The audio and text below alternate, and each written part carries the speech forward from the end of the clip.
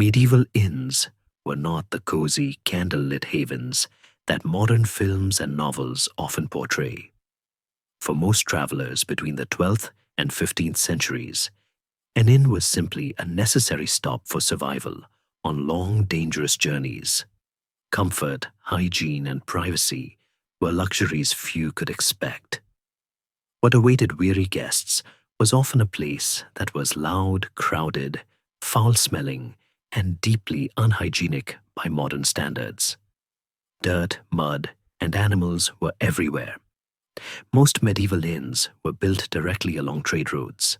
Travelers arrived on foot or horseback, tracking mud, manure, and dust straight inside. Floors were commonly packed earth or rough wooden planks, soaked with years of spilled ale, grease, and waste. Straw was scattered on the floor to absorb filth, but it was changed infrequently. Over time, this straw became a breeding ground for fleas, lice, and rodents.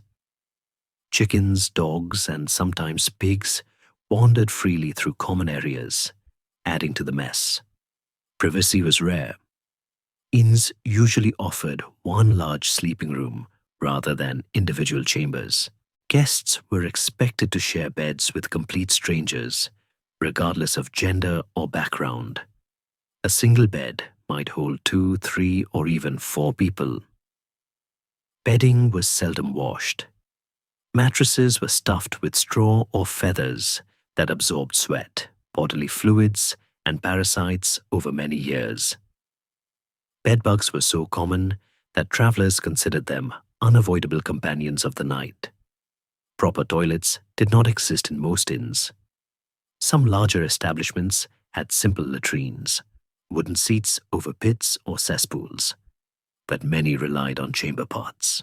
These pots were emptied infrequently, sometimes dumped directly into streets, yards, or nearby rivers.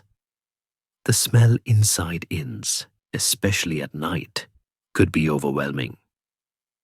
In crowded sleeping rooms, accidents were common, further fouling floors and bedding. Clean water was difficult to obtain. Wells were frequently contaminated by human and animal waste. Bathing was rare, not only due to limited water, but also because many believed frequent bathing weakened the body or invited disease. As a result, travelers arrived already dirty and left even worse. Inns offered ale or weak beer as a safer alternative to water, meaning guests often slept in a haze of alcohol and exhaustion. Inn food was filling but far from sanitary. Kitchens were dark, smoky spaces where meat hung unrefrigerated and attracted flies. Rats and mice were common. Cooks reused pots without proper cleaning, and ingredients were often of questionable freshness. Spices were heavily used not only for flavor, but to mask the taste of spoiled food. For travelers, food poisoning was a real and frequent risk. Medieval inns were perfect environments for disease. Crowded rooms, poor ventilation, filth, and constant movement of people allowed illnesses to spread rapidly. Fleas carrying plague bacteria, lice spreading typhus, and contaminated food all posed serious threats. Travelers accepted sickness as part of the road. Survival often depended more on luck than on care. Beyond dirt and disease, inns were dangerous social spaces. They attracted thieves, gamblers, mercenaries, and fugitives. Drunken fights were common. Travelers slept with money hidden in clothing or tied to their bodies. Innkeepers sometimes colluded with criminals, overcharging guests or robbing them outright. For many, the inn was a place to endure, not enjoy. Despite everything, medieval inns were essential. Roads were long, forests dangerous, and private homes rarely welcomed strangers. An inn offered warmth, shelter, food, and the illusion of safety behind locked doors. Compared to sleeping outdoors among wolves, bandits, and storms, even the filthiest inn was preferable. The romantic image of medieval travel, laughing travelers, roaring fires, and friendly innkeepers hides a harsher truth. Inns were survival hubs in a brutal world. They were loud, filthy, and dangerous, yet indispensable. Understanding this reality helps us see medieval life not as a fairy tale, but as a constant negotiation with dirt, disease, and discomfort. In the end, medieval inns were not places of rest in the modern sense. They were places of endurance. And for those who lived and traveled in the Middle Ages, simply surviving the night was often victory enough. Close your eyes. Let the heavy curtain of the present dissolve. The electric hum of your room fades, replaced by the low, hollow whistle of wind moving through bare branches. We are drifting back, sinking through the layers of time, past the steel and glass of the modern age, past the cobbled order of the Victorians, down into the deep, muddy twilight of the 14th century. The air here is different, thicker, carrying the scent of wood smoke that clings to everything, damp wool, and the earthy, pungent smell of unpaved roads churned by iron horseshoes. Before you get comfortable, take a moment to like the video and subscribe. But only if you genuinely enjoy what I do here. Let me know your city and local time in the comments so we can see where everyone is listening from. End of part 1. We begin our journey not inside the warmth, but out in the cold, standing on a rutted track as the sun bleeds away behind a line of jagged trees.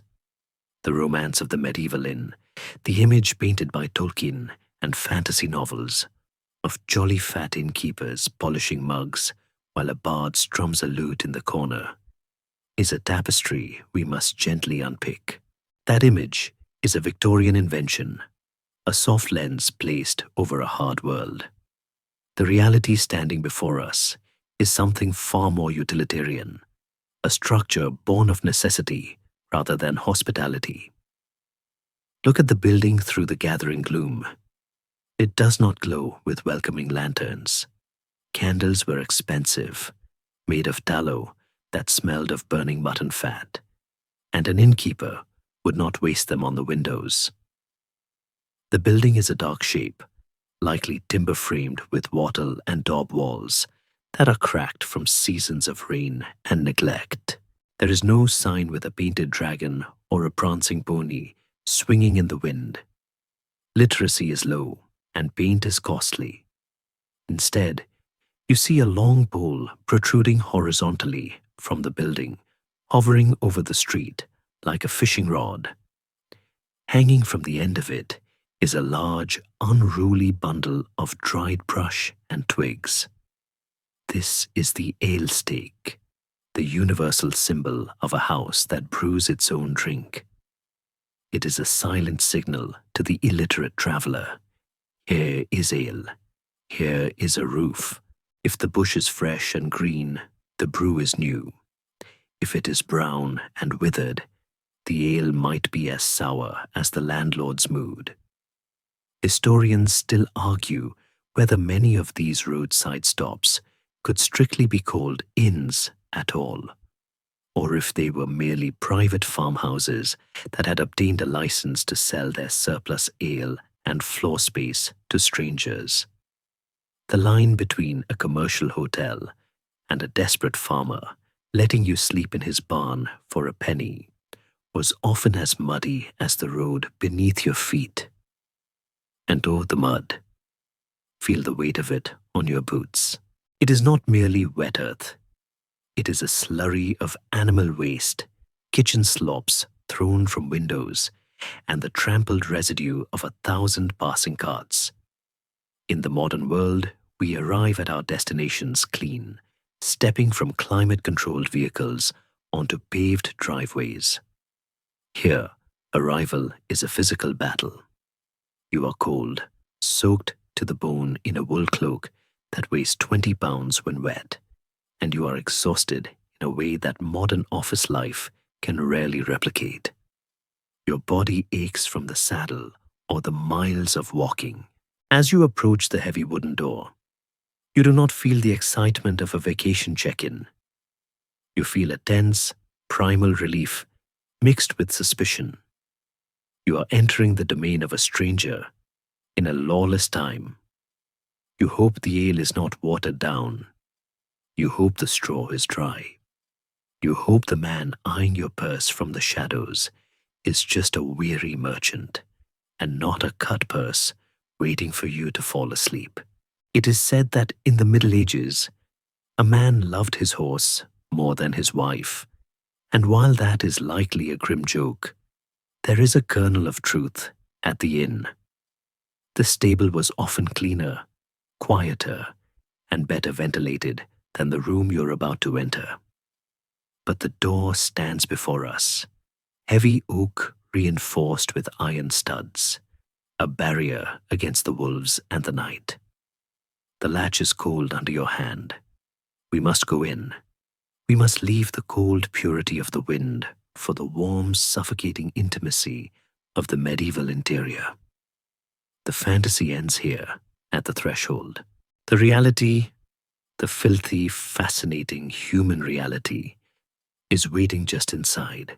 The heavy iron latch lifts with a metallic clack, a sound that seems disproportionately loud against the whistling wind, and the door groans inward on leather or iron hinges that have not known grease since the last harvest. You step over the threshold, a raised beam of timber specifically designed to keep the floor fodder inside and the courtyard muck outside, though in practice, it fails at both. As the door closes behind you, shutting out the biting draft, the world instantly transforms. You have left the vast, indifferent cold of nature and entered the dense, suffocating intimacy of human survival. The first thing that hits you is not the warmth, though that is there, radiating from a central fire. It is the smell. It is a physical weight, a complex, layered atmosphere that modern noses, sanitized by soaps and air filters, would find staggering. It is the scent of wet wool drying by a fire, a smell indistinguishable from a damp dog, mingled with the sharp tang of wood smoke that hangs low in the rafters. Beneath that lies the sour, yeasty aroma of spilled ale, the roasting of onions, and the undeniable, musky undertone of unwashed bodies packed too closely together. In the medieval world, personal space is a concept that has not yet been invented. To enter an inn is to surrender your bubble of isolation. You are stepping into a lung, breathing the same air that has been cycled through the chests of a dozen strangers, the livestock in the adjacent byre, and the fire itself. Your eyes need a moment to adjust. The interior is dim, lit only by the orange flickering heart of the hearth, and perhaps a single sputtering rushlight dipped in animal fat, which casts long dancing shadows that make the patrons look like giants or goblins. There is no reception desk, no bell to ring, no clean-tiled lobby with a potted fern. There is only the hall, a single, large, multi-purpose room that serves as dining area, drinking den, and later, the sleeping quarters for the poor. As you stand by the door, dripping rainwater onto the packed earth floor, the conversation in the room likely dies down. Faces turn toward you, illuminated by the firelight, weather-beaten, suspicious, assessing.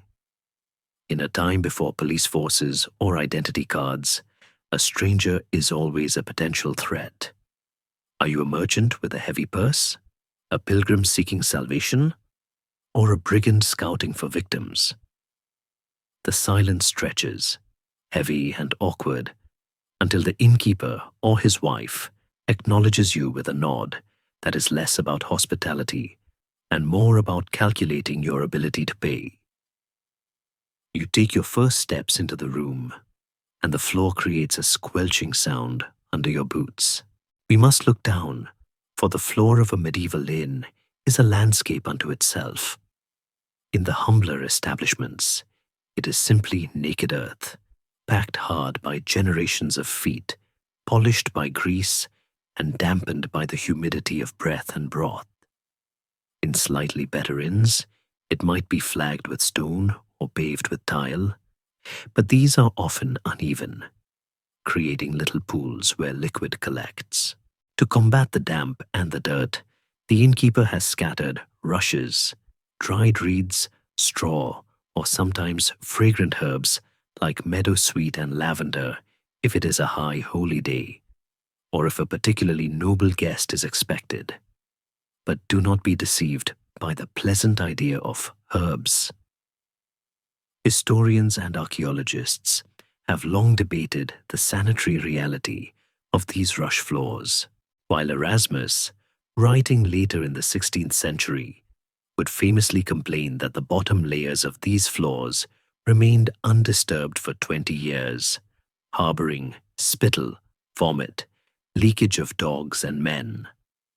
Modern historians suggest that in a busy inn, the top layer at least would have been turned over or swept out relatively often, simply due to the sheer volume of traffic. Yet the truth remains. You are walking on a compost heap in the making. The smoke is the other constant companion here. In many 12th and 13th century structures, the chimney as we know it, a brick shaft conducting smoke efficiently upwards and out, was a rare luxury found only in castles or great manor houses. Here, in the roadside inn, the fire likely burns in an open hearth in the center of the room. The smoke rises lazily, drifting up to the blackened timbers of the high roof, searching for a small opening, or louvre, to escape. Much of it fails. It banks down, forming a stinging, hazy layer about head height. You learn to duck your head, not just to avoid beams, but to find the clearer air below. This creates a permanent twilight, a visual softness that blurs the edges of the room. It is atmospheric, certainly, looking like a scene from a Rembrandt painting, but it stings the eyes and rasps the throat. The locals are used to it. Their lungs are tanned like leather by a lifetime of indoor fires. You, the traveler, cough softly, rubbing your watering eyes, and the sound marks you as an outsider just as clearly as your clean cloak would, had it not been covered in mud. Moving further in, you navigate a maze of rough-hewn furniture, trestle tables, literally loose boards laid across wooden stands, clutter the space. These are temporary structures, designed to be dismantled and leaned against the wall when the space is needed for sleeping. There are no individual booths for privacy. You must find a space on a bench, squeezing in beside a drover who smells of oxen, or a friar whose vow of poverty apparently extends to a vow against bathing.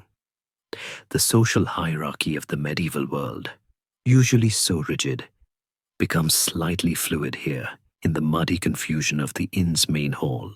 While a knight or a wealthy merchant might eventually pay for a private chamber upstairs, for the first few hours of the evening, everyone shares the fire. The mud on the floor is the great equalizer. It coats the boots of the pious and the profane alike. As you find a seat, the sensation of the room settles around you. It is loud, not with the mechanical hum of refrigerators or the blare of a television, but with the raw, chaotic noise of humanity. A dog barks at a rat scuttling near the woodpile. A group of men argue over the price of wool in the local market, their voices rising and falling with the rhythm of their drinking. Someone is coughing, a deep, rattling sound that speaks of the damp winters. And beneath it all is the hiss and crackle of the fire, the only truly clean thing in the room. The warmth begins to seep into your frozen hands, but it is a localized comfort. Your front roasts while your back, turned towards the drafty door, remains shivering. This is the thermal reality of the medieval interior. You are never wholly warm. You are merely rotating the parts of you that are freezing. You are safe from the wolves, yes. You are out of the rain. But as you look around at the grease-stained walls, the dark corners where spiders weave undisturbed empires, and the suspicious eyes of your fellow guests, you realize that the inn is not a sanctuary of purity. It is a biological machine for processing travelers, a place where the road does not end, but simply moves indoors, bringing all its dirt and danger with it. The innkeeper approaches, wiping his hands on an apron that looks like a map of last month's spills. He does not ask for a reservation number. He asks to see the color of your silver. And so, the transaction begins. You lower yourself onto the wooden bench, the rough grain of the oak pressing against your tired legs through your hose, and you lean towards the fire, drawn by the primal magnetism of the heat. In this section of our journey, we must sit with the smoke. It is the defining atmospheric condition of the medieval interior, the ghost that haunts every room. As you settle in, your eyes immediately begin to prickle. You blink, fighting the urge to rub them with your dirty hands, for the air here is not merely warm. It is thick, textured, and heavy with particulate matter. In the modern world, we panic if a toaster burns a crumb, waving towels at smoke detectors. Here, a blue-gray haze is simply the medium in which life is lived. The hearth before you is the heart of the inn, the only engine of survival against the freezing damp of the night. It is likely a central hearth, a stone-lined rectangle in the middle of the room, rather than a fireplace set against a wall. The wall fireplace, with its efficient chimney, is a piece of high technology in the 12th and 13th centuries, a luxury slowly spreading from castles to wealthy manor houses.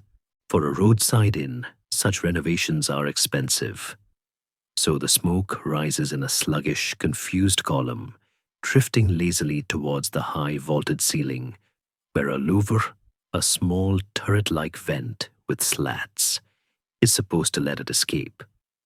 But the wind outside is capricious. A sudden gust presses down on the roof, and the smoke is forced back down into the room, rolling over the heads of the guests like a silent, suffocating fog. This phenomenon, known as downdrafting, was a constant misery. It is why you see the other travelers keeping their heads low, hunched over their bowls. They are navigating the invisible strata of air quality, finding the breathable pocket between the cold draft of the floor and the choking cloud above. Look up, if you can bear the sting in your eyes. The beams of the ceiling are not painted black. They are encrusted.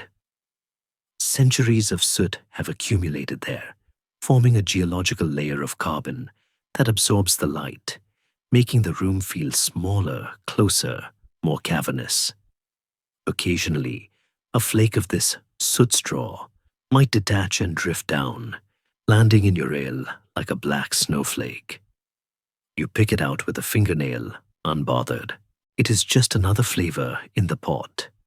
The firelight itself is mesmerizing, casting a deep amber glow that transforms the squalor into something almost painterly.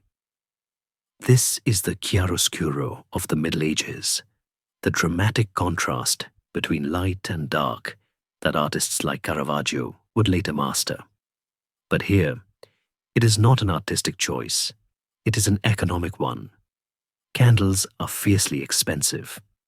A wax candle, made from beeswax, is a luxury fit for the church or the nobility. It burns clean and sweet, but you will not find one here. If there is extra light, it comes from tallow, rendered animal fat, usually sheep or cow. Tallow candles sputter. They drip hot grease that can burn the skin. And as they burn, they emit an acrid, meaty smell, as if a very small, very bad roast dinner were on fire. Most innkeepers act as strict gatekeepers of the flame. They will not add a log until the current one is reduced to crumbling, glowing embers. Wood is fuel, fuel is labor, and labor is money. You watch the logs shift and settle, sending a shower of sparks shooting upward, momentarily illuminating the faces of your companions. They look gaunt, their features sharpened by the shadows. The soot has settled into the lines of their faces, giving them the look of coal miners. Historians often discuss the health implications of this environment. We know from analyzing skeletal remains and lung tissue from preserved bodies that hearth lung, a condition similar to the black lung disease of miners, was common among medieval women and indoor workers. Living in a medieval inn was, in a respiratory sense, equivalent to smoking a pack of cigarettes a day, every day, from birth. But tonight, you do not think of long-term lung capacity. You think only of the cold biting at your back. There is a fierce, silent competition taking place on this bench. It is the hierarchy of heat. The spot closest to the fire is the prize, but it comes with the penalty of being roasted alive on one side and choked by smoke. The spot furthest away is clear of smoke but ravaged by the drafts from the door. The ideal position is somewhere in the middle, and the regulars know exactly where it is. You might notice a large, high-backed wooden settle or a screen made of woven wicker placed near the door. This is a spare, a draft excluder designed to protect the fire-sitters from the incoming wind. It is a piece of furniture that creates a room within a room, a cozy, smoky womb. As the evening deepens, the fire becomes more than a heat source. It becomes the clock. The medieval world does not operate on minutes and seconds, but on the burn rate of an oak log. When the fire dies down, the night is ending. In many towns, a bell would ring in the distance, the couvre-feu or curfew. The word literally translates from the French as cover fire. It was not originally a command to stay indoors to prevent crime, though it became that. It was a fire safety regulation. In a world built of timber and thatch, an unattended fire was a catastrophic risk. When the curfew bell rang, usually around 8 or 9 in the evening, the innkeeper was legally required to bank the fire, covering the embers with a metal lid or a layer of ash to keep them smoldering but safe until morning. The darkening of the room signals the end of conversation. The stories told around this fire, tales of bandits, saints, and the fluctuating price of grain, die away as the light fails. You look into the embers, seeing the pulsing red heart of the wood, a color that feels alive. There is a superstition, common in these times, that smoke follows the fairest person in the room. It is a gentle joke used to flatter a lady or soothe a coughing child. But as the smoke shifts and stings your face, you feel no compliment, only the watery blur of tears. The heat has begun to dry the mud on your cloak, turning it to dust that flakes off onto the bench. You're warm, finally, but it is a dirty warmth, a sticky, suffocating comfort that makes your head swim. The ale you have been drinking, combined with the lack of oxygen and the carbon monoxide, creates a heavy, narcotic drowsiness. You are being lulled not by peace, but by a mild form of poisoning. It feels deceptively pleasant. The noise of the room seems to recede, dampened by the thick air. You look down at your feet, away from the glare of the coals, and your gaze settles on the floor, where the light meets the shadow. It is time to look closer at what lies beneath the table, away from the purifying reach of the flames. The fire has warmed you, but it has also illuminated the ground on which you must eventually sleep. And the floor, you realize, has a landscape of its own, a terrain of hidden history waiting to be excavated by the curious eye. Your gaze drifts downward, away from the hypnotic dance of the flames and the soot-stained rafters, settling finally on the ground beneath your boots. In the dim, flickering light of the hearth, the floor appears at first glance to be a rustic carpet, a textured sea of green and brown that softens the harshness of the room. This is the realm of the rushes. In a world without vacuum cleaners, synthetic fibers, or glazed tiling, the medieval solution to floor covering is both ingenious and notoriously filthy. The innkeeper has scattered armfuls of dried vegetation across the packed earth. Reeds harvested from the local riverbanks, stiff straw left over from the threshing, or, if you are lucky and the season is right, fragrant herbs like meadowsweet, lavender, and sweet woodruff. When fresh, this green layer acts as a natural air freshener. As you shift your feet, the crushing of the stems releases a burst of scent, a sweet, grassy perfume designed to combat the heavier, muskier odors of the room. It is a pleasant deception, a cosmetic mask applied to a much uglier face. For while the top layer might be green and inviting, representing the cleanliness of the current week, the layers beneath tell a darker, older story. You are sitting atop a geological formation of refuse. In the busiest inns, where travelers come and go by the hour, the floor is not swept clean down to the earth every day. That would be a labor of Sisyphus. Instead, the common practice is often simply to add a fresh layer of clean straw over the soiled layer, creating a sandwich of history that grows thicker with time. It is a soft, spongy surface that absorbs sound and impact, but it also absorbs everything else. There is a persistent linguistic myth, one you may have heard whispered in modern tours or read in chain emails, concerning the word threshold. The story goes that these rush floors became so thick and slippery with debris that a piece of wood, the threshold, had to be placed across the doorway to keep the thresh straw from spilling out into the street. It is a charming image, painting a picture of a house so full of straw it is bursting at the seams. However, etymologists and historians gently shake their heads at this.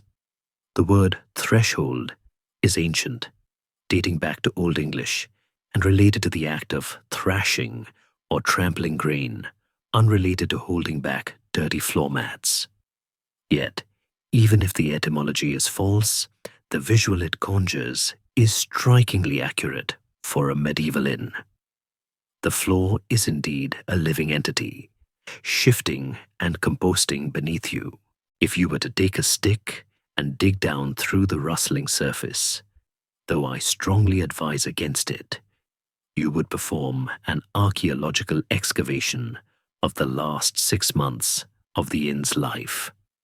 Desiderius Erasmus, the great Dutch philosopher and humanist who visited England in the early 16th century, was horrified by what he found beneath his feet. Coming from the Netherlands, where floors were often scrub tile, he wrote a letter that has become the definitive indictment of the medieval and Tudor floor.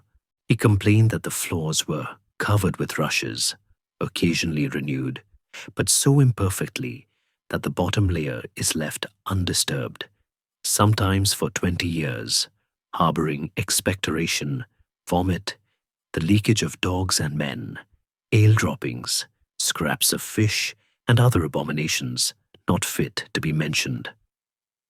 While Erasmus might have been exaggerating about the 20 years, a hyperbole born of his fastidious nature, the abominations he lists are all too real.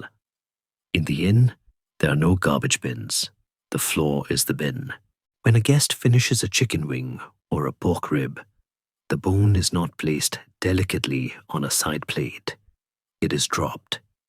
You can hear the dry click-clack of bones hitting the ground around you, sounds that are quickly followed by the scrabbling of claws. The inn's dogs are the cleaning crew. They roam under the trestle tables, shadowy shapes navigating the forest of legs, snapping up gristle, crusts of bread, and fallen meat. They are an essential part of the ecosystem, the biological vacuum cleaners that keep the refuse from becoming a mountain. But what the dogs do not eat, the clam shells, the apple cores, the spilled pottage, remains. It sinks. It works its way down through the lattice of the straw, settling into the damp earth below to begin a slow, odorous process of decomposition. This creates a peculiar microclimate around your ankles. The floor is never truly dry. The packed earth base wicks up moisture from the ground, while the spilled ale and dripping rainwater from coats filter down from above. This damp environment is a paradise for the microscopic and the minute. As you sit there, you might feel a tiny tickling movement against your boot. It is not a ghost. It is the resident wildlife. Fleas, beetles, and silverfish thrive in the warm, decomposing mulch of the floor. In the silence between conversations, if you listen closely, you might hear the faint, rustling whisper of the straw settling, a sound that suggests the floor itself is breathing. It is a reminder that in the Middle Ages, the boundary between the inside and the outside is porous. Nature is not locked out. It is merely managed, layered over, and walked upon. Yet there is a strange, rough comfort in it. The floor is forgiving. If a weary traveler drops his clay cup, the straw might save it from shattering. If a drunkard teeters off his bench, he lands not on cold stone, but on a soft, yielding mat of reeds. It acts as insulation, keeping the bitter chill of the earth from radiating directly into the soles of your feet. And the smell, complex as it is the smell of life. It is the scent of mint fighting against mildew, of lavender warring with old grease. It is the olfactory signature of human endurance. You watch a fellow traveler nearby, a man with a beard stained by travel, clear his throat and spit directly onto the rushes. He rubs it into the straw with his heel, a casual, practiced motion. No one blinks. No one is horrified. In a world where the germ theory of disease is centuries away, this is simply how one deals with the excess humors of the body. The straw absorbs it all, the spittle, the spills, the secrets. There is also a social geography to the floor. The quality of the rushes often degrades as you move away from the high table or the fire. Near the hearth, where the innkeeper wants to make a good impression, the straw might be fresh, yellow, and crisp. In the dark corners, where the poor huddle and the light does not reach, the covering might be old, dark, and pulverized into a fine choking dust. To walk across the room is to walk across a gradient of hygiene. You learn to read the floor with your feet, sensing the transition from the clean zone to the squalid edges. And you learn to keep your belongings off it. You clutch your bag on your lap. You hang your cloak on a peg if one is available. The 5-second rule has no power here. Anything that touches the floor belongs to the floor claimed instantly by the grime and the grease. As the heat of the fire warms the room, the smells rising from the rushes intensify. The abominations mentioned by Erasmus begin to off-gas, creating a heavy, humid atmosphere that clings to your skin. It is a smell that will follow you.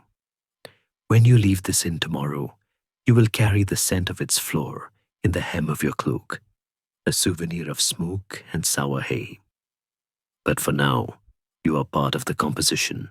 You are just another weight pressing down on the layers, compressing the history of the last 100 travelers into the earth.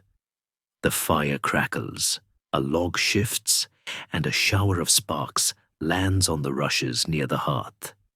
For a second, you tense, fearing a blaze, for these inns are tinderboxes waiting for a spark. But the straw there is too damp, with spilled ale to catch. The spark dies, hissing out in the gloom.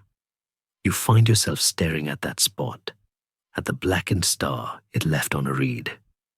Your throat feels dry, scratchy from the smoke and the dust kicked up by the dogs. The air is thick with salt and soot, and despite the questionable hygiene of the room, a thirst begins to build in the back of your throat. You look toward the innkeeper, who is tapping a cask in the corner. You know the water is dangerous, likely drawn from a well too close to the cesspit.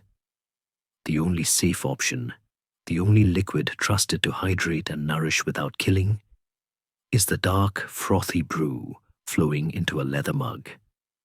It is time to understand the logic of the alehouse, why men and women of this age drank not for pleasure, but for survival. The innkeeper approaches your table, holding a vessel that looks less like a cup and more like a piece of dark, battered armor. It is a jack, a leather tankard coated in pitch or tar to make it watertight, or perhaps a rough pottery mug with a chipped rim. He sets it down with a heavy thud, and the liquid inside sloshes perilously close to the edge. This is ale, not the crisp, carbonated lager of a modern pub, nor the chemically clarified beer of a factory. This is a murky, nutrient-dense soup of fermented grain, devoid of hops, flavored instead with groot, a mixture of herbs like bog myrtle, yarrow, and mugwort. It is room temperature, opaque, and perhaps slightly sour. Yet you reach for it with a desperation that goes beyond simple thirst. In the medieval world, this brown liquid is the staff of life, arguably as important as bread itself. There is a pervasive myth that medieval people drank alcohol all day, every day, because they were constantly drunkards, stumbling through a haze of intoxication. This is a misunderstanding of both the chemistry and the culture. They drank ale because the alternative was often a game of Russian roulette with their intestines. Consider the water sources available to a roadside inn.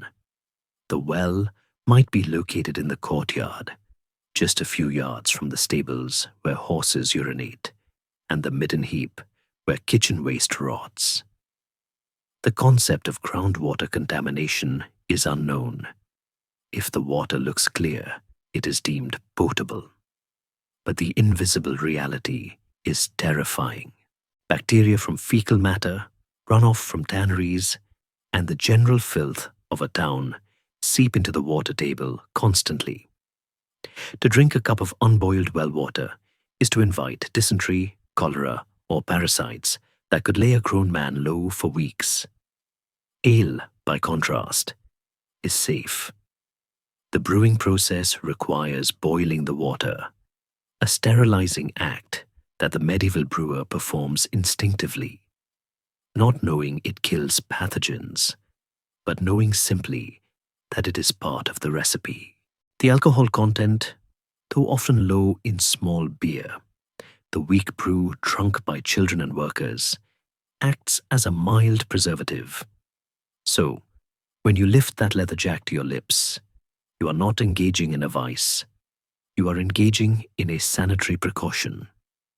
You are drinking liquid bread, thick with residual yeast and grain particles, providing calories and B vitamins that are crucial for a population living on the edge of malnutrition. However, the alehouse logic brings its own haze. The ale served to travelers in an inn is often stronger than the small beer of the household. It is double ale or stout ale, brewed to numb the aches of the road and loosen the purse strings. As you drink, you notice the taste is heavy and sweet, masking a slight vinegar tang of spoilage.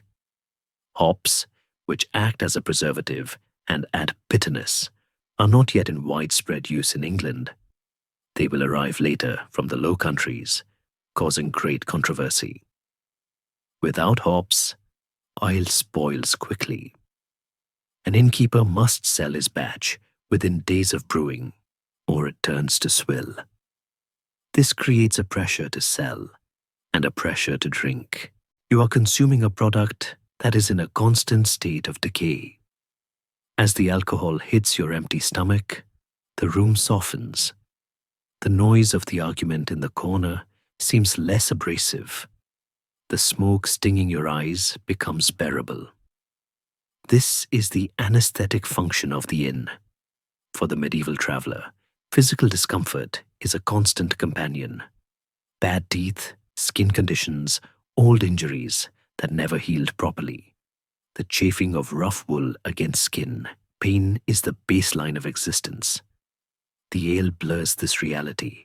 It offers a fleeting escape from the hardness of the floor and the coldness of the draught. It is the poor man's medicine. But there is a darker side to the alehouse cup. Because water is distrusted, travelers are often perpetually dehydrated, hydrating only with diuretics. They live in a state of low-level chronic dehydration, masked by mild intoxication. This affects judgment and temper. The ale brawl is a staple of court records. In a room full of armed men, for most travelers carry a dagger or a staff for protection. Lowered inhibitions can be deadly. You watch the group at the next table. Their faces are flushed, their gestures growing wider and more erratic. One man spills his cup, and the sudden silence that falls over the group is sharp as a knife. Will they laugh, or will they fight? In this volatile atmosphere, the innkeeper is not just a server. He is a peacekeeper, constantly gauging the temperature of the room. He knows that a murder in his hall brings the sheriff, fines, and bad luck. He might step in now, topping up the spilled cup on the house to diffuse the tension. A small investment to prevent bloodshed. There is also the matter of the vessel itself. You run your thumb over the rim of your leather jack. It feels greasy. How was it cleaned? Likely, it was swilled out in a bucket of water that has already rinsed 50 other cups tonight. The rim you are touching has touched the lips of the merchant with the coughing sickness and the pilgrim with the weeping sores. Infectious diseases like tuberculosis or simple influenza travel freely from mouth to mouth in this communal drinking culture. But you drink anyway. The thirst is too great, and the fear of the water is too deep. As you drain the dregs, you encounter the sediment, the lice at the bottom of the cup. It is gritty, a slurry of spent grain and yeast. You spit it out onto the rushes, adding to the floor's ecosystem. The ale has done its work. Your limbs feel heavy. Your anxiety about the night recedes, and a warm numbness spreads through your chest. But with the dulling of hunger comes the awakening of appetite. The ale is liquid food, yes, but it is not enough. The smell of something cooking has been drifting from the hearth. A thick, savory aroma that cuts through the smoke and the smell of wet dog. It is the smell of the perpetual stew, the culinary anchor of the medieval inn. You turn your head toward the fire, where a large iron cauldron hangs from a hook, bubbling sluggishly. It is time to eat, to partake in a meal that has no beginning and no end. A dish that defies the modern concept of freshness, but promises the one thing you need most: heat. The iron cauldron is the dark, heavy heart of the room. It hangs from a trammel hook above the fire, a soot-blackened womb of iron that seems to absorb the light rather than reflect it. This is the source of the pottage, the omnipresent dish of the medieval world. It is not soup, as you might know it, a clear broth with distinct vegetables floating politely in the bowl. It is a thick, brown slurry, a paste of disintegrated ingredients that has been bubbling for hours, perhaps days. You watch as a serving girl, her apron smeared with grease and ash, stirs it with a wooden ladle the size of a shovel. The motion is slow and heavy, suggesting a density that could almost support a standing spoon. This is the perpetual stew, a culinary concept that sounds efficient to the modern ear but terrifying to the modern stomach. The logic is simple. The pot is rarely emptied.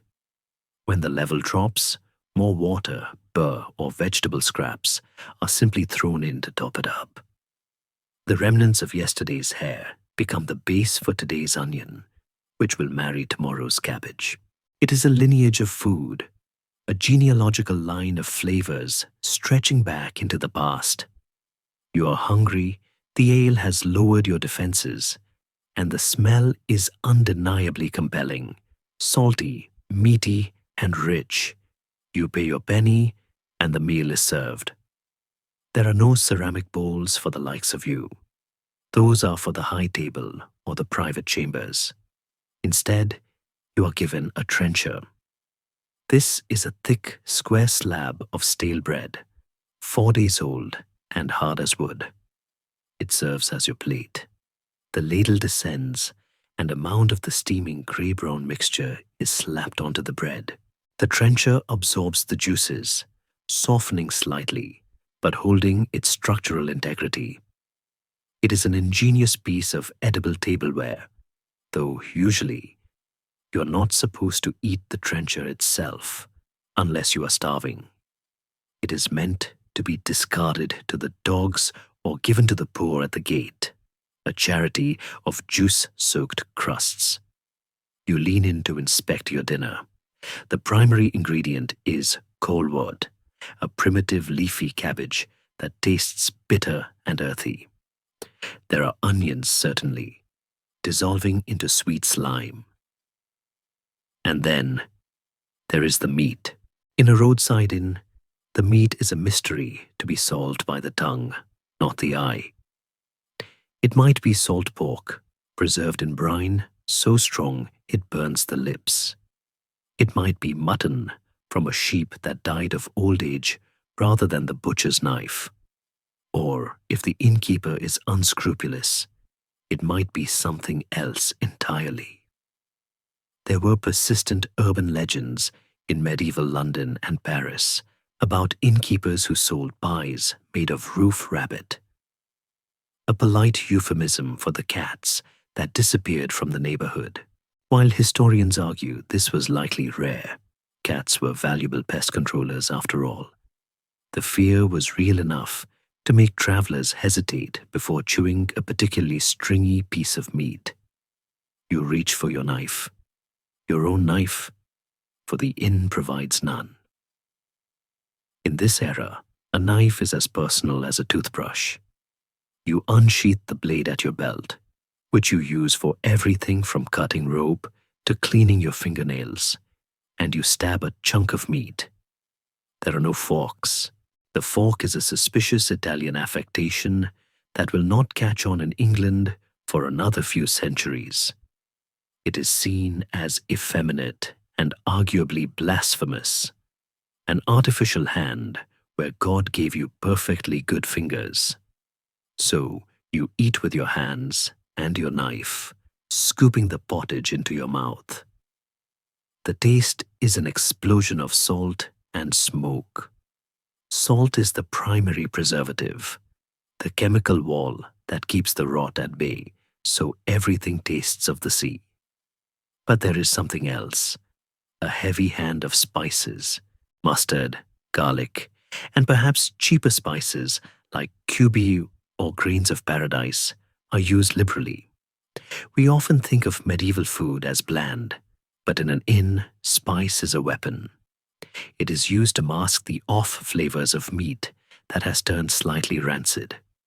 If the pork is a little green, a heavy dose of mustard and vinegar can fool the palate just enough to get it down. As you chew, try not to think about the kitchen from which this arrived. If you were to peek behind the curtain or into the lean-to where the food is prepped, your appetite would vanish. The concept of cross-contamination does not exist. The same knife used to gut a pheasant is used to slice the bread without a wash in between. The cook's hands are wiped on a cloth that has not seen boiling water in weeks. Flies are everywhere. In the summer months, the kitchen is a buzzing hive of insects that land on the raw meat, the cooked meat, and the cook's face indiscriminately. Rats are not pests here. They are residents. They scuttle along the shelves where the grain is stored, leaving their droppings in the flour sack. When you bite into a piece of bread that feels gritty, it might be sand from the millstone, or it might be something the miller failed to sift out. Yet, despite the horror of the hygiene, there is a deep, primal satisfaction in the meal.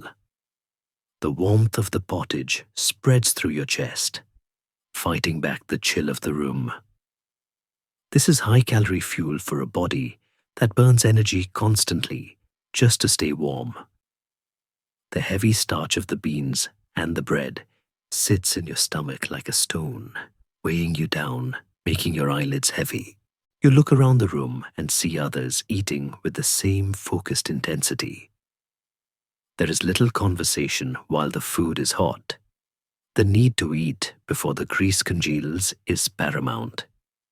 You notice a man wiping his greasy hands on his coat, or perhaps on the back of a dog passing by, a medieval napkin. There is a scholarly debate about the nutritional value of this inn diet. While it was certainly high in sodium and prone to bacterial contamination, it was also surprisingly balanced in terms of macronutrients. The combination of grain, legumes, and occasional meat provided a complete protein profile. The peasant or traveler who survived childhood often had a strong constitution. Their gut biome adapted to handle bacterial loads that would hospitalize a modern human instantly. You are borrowing their iron stomach for the night. You finish the last scraping of the stew, leaving the sodden trencher for the inn's mastiff, who has been watching you with soulful, hungry eyes. You wipe your knife on your breeches and slide it back into its sheath.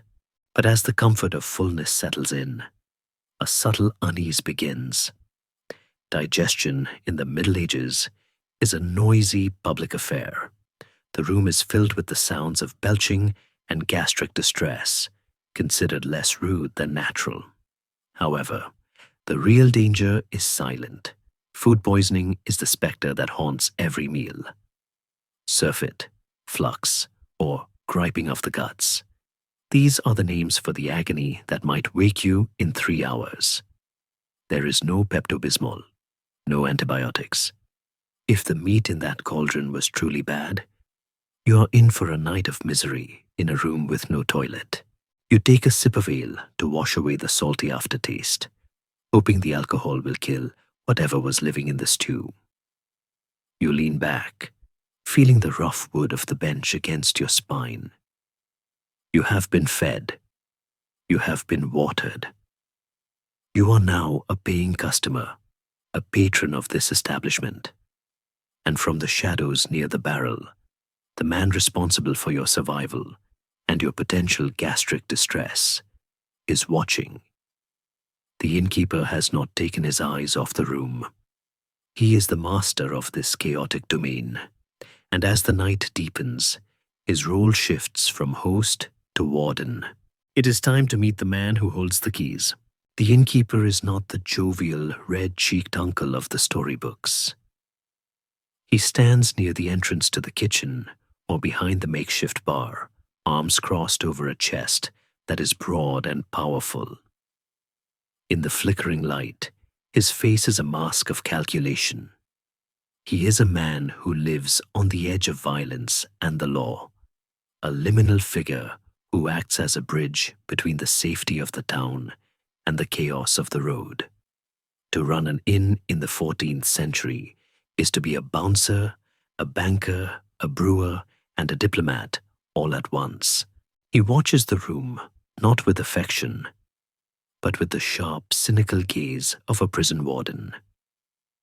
He is scanning for trouble, the flash of a hidden dagger, the slur of a man who has had one ale too many, or the furtive whisper of thieves planning a roadside ambush for the morning.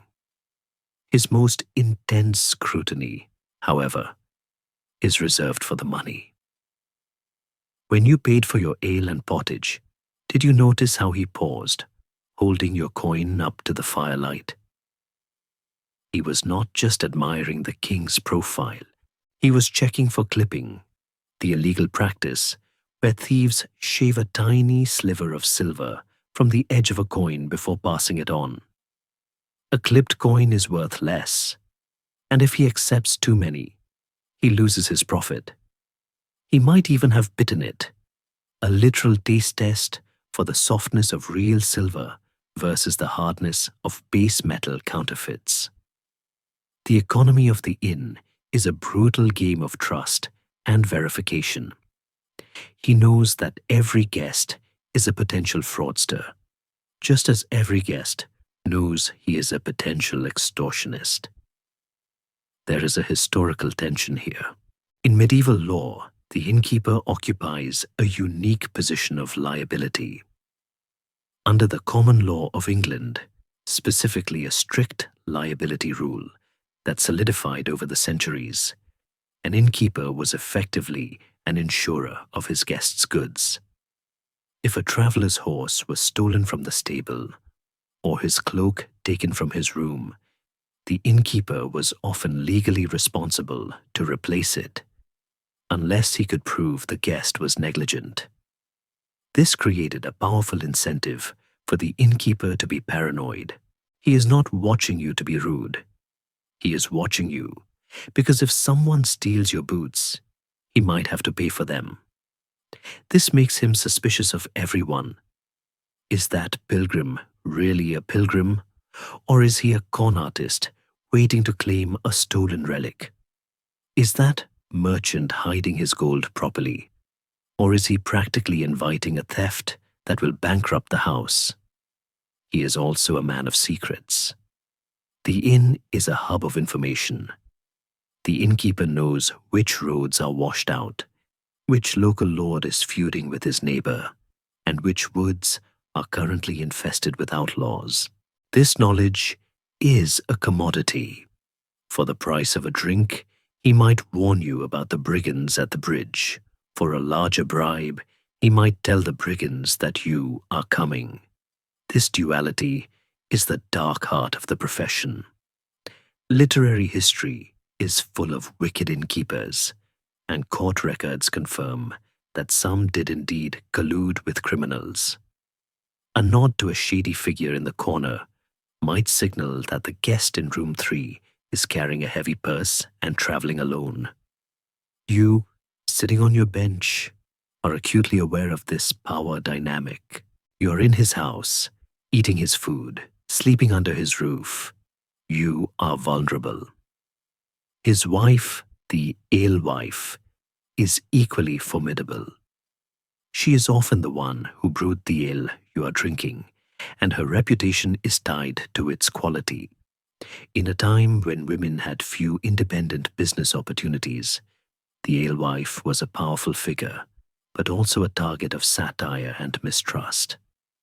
The church often depicted alewives as figures of vice, cheating customers with false measures or mixing magic into their brew.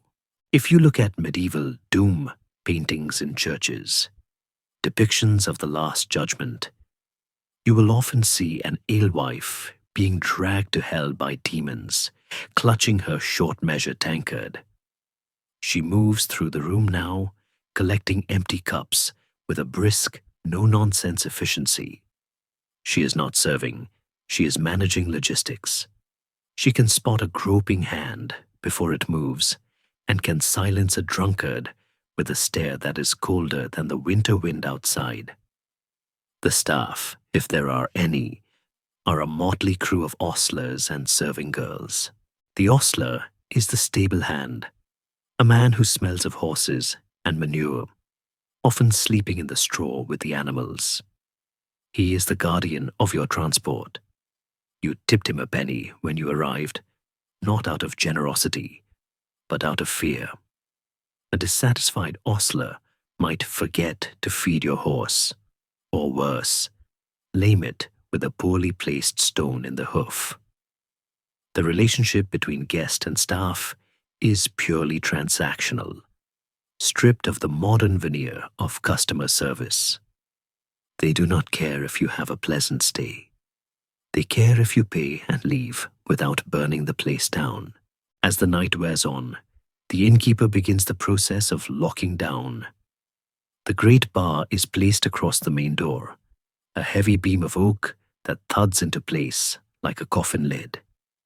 The psychological effect is immediate. The inn is now a fortress.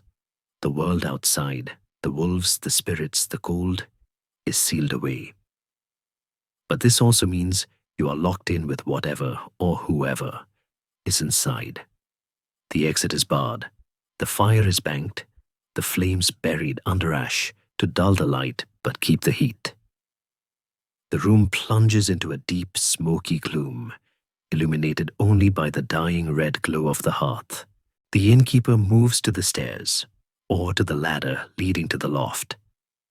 He signals that the drinking is done. It is time for the sleeping arrangements to be negotiated, and as you will soon discover, negotiation is the correct word. There are no room keys to hand out. There is only a vague allocation of space in the dark.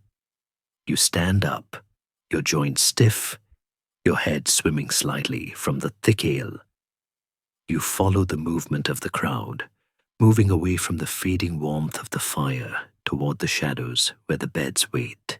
But before you can sleep, there is a bodily necessity that must be addressed, a final humiliating hurdle of the medieval night. The ale you drank has worked its way through your system, and now you must face the reality of medieval plumbing, or the utter lack thereof. The ale has done its work, settling your mind and warming your blood, but it has also filled your bladder with the inevitability of biology. In the modern world, this moment is trivial. You would excuse yourself, walk down a well-lit hallway, close a door that locks with a reassuring click, and enjoy the porcelain privacy of a sanitized room with running water and scented soap. Here, in the dim, smoky cavern of the medieval inn, the simple act of relieving oneself is a logistical and social minefield. You look around. There are no signs pointing to a restroom. There is no door marked with a stick figure. There is only the room, the fire, and the shadows. You're about to confront the shadows of hygiene, the delicate, often smelly reality of a world without plumbing. For the traveler in the 14th century, there are essentially two options, neither of them appealing.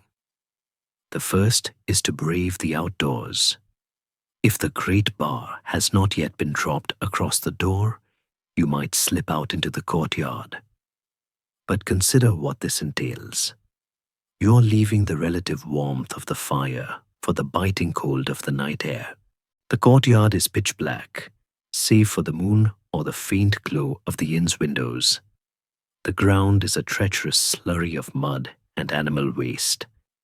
You must navigate this blindness to find the designated spot, usually a cesspit or a dunghill located, hopefully, downwind of the kitchen.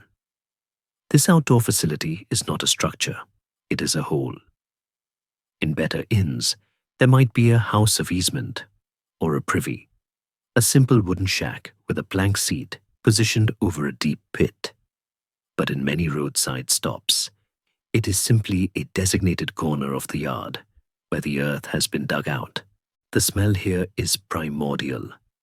It is the scent of concentrated decay, a chemical assault on the senses. You must balance on slippery planks or muddy stones, holding your heavy wool cloak up to keep it from trailing in the filth. There is no toilet paper. Instead, you reach for what is available. A handful of hay, a bunch of straw known as an arsewisp, moss, or perhaps a smooth stone kept for the purpose. The Romans used a sponge on a stick soaked in vinegar. The medieval traveler uses whatever the barn floor provides.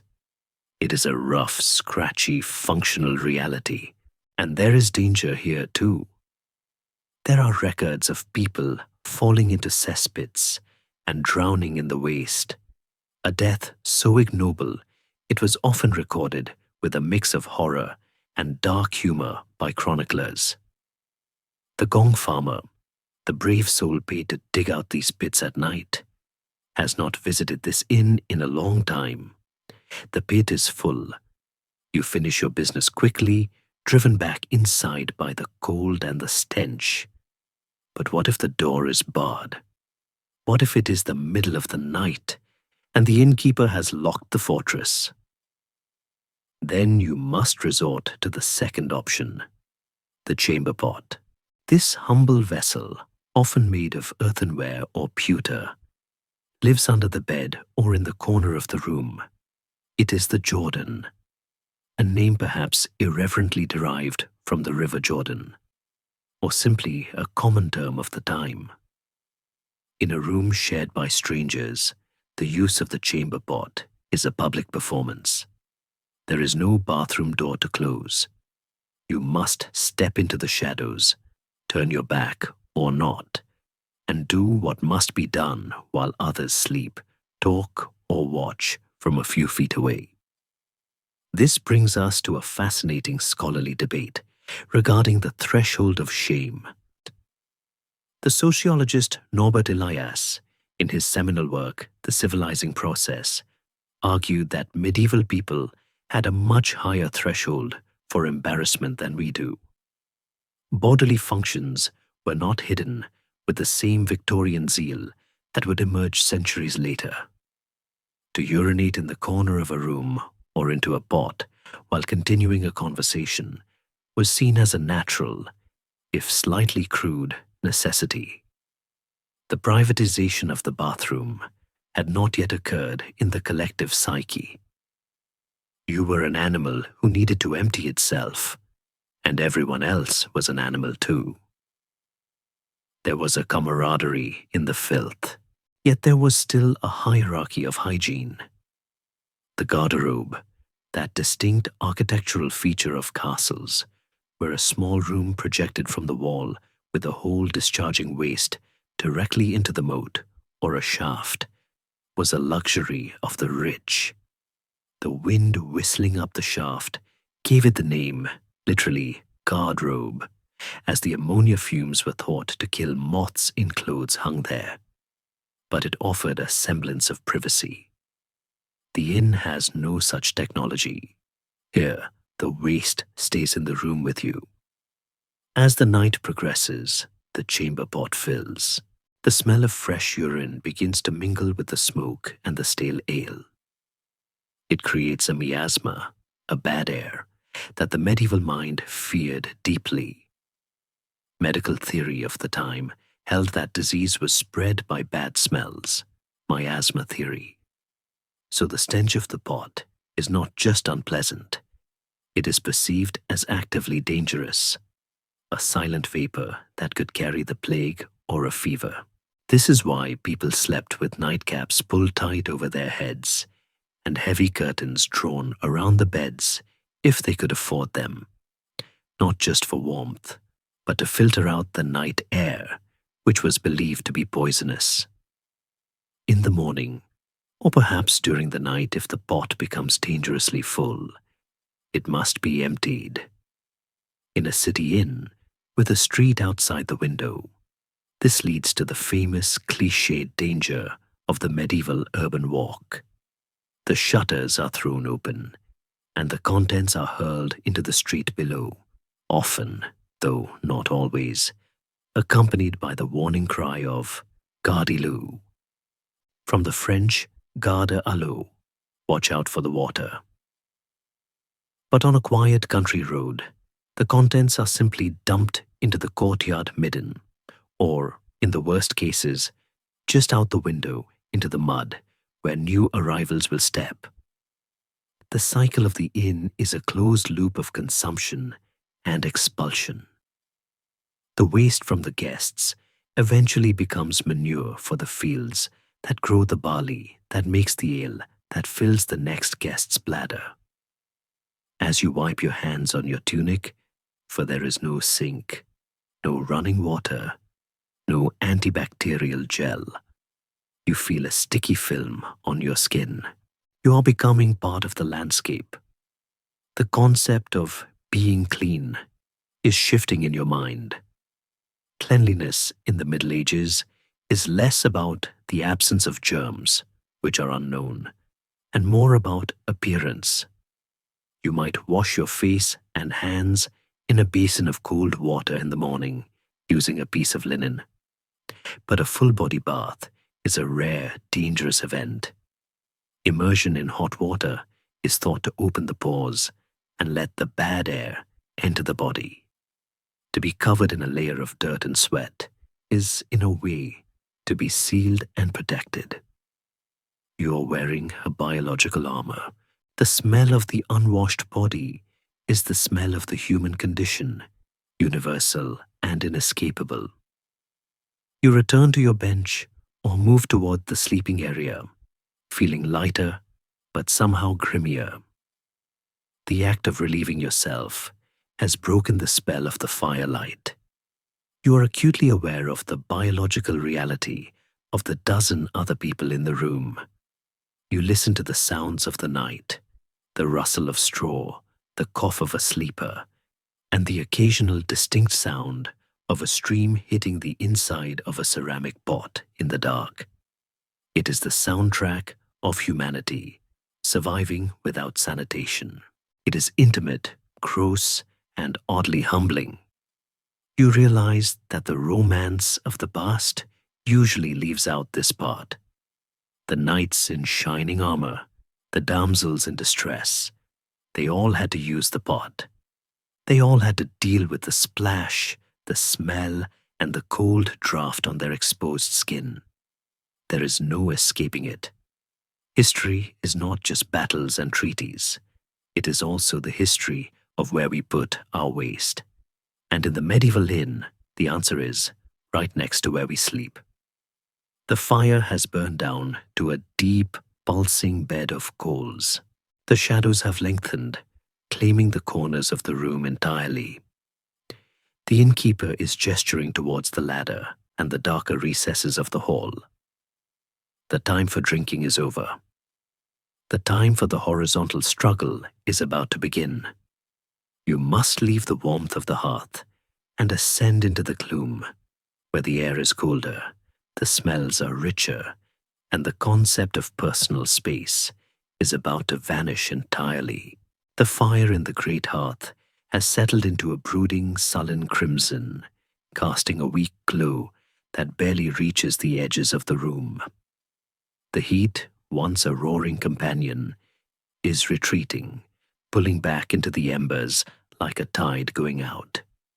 The cold, which has been waiting patiently at the windows and the cracks in the daub, now begins to reclaim the hall.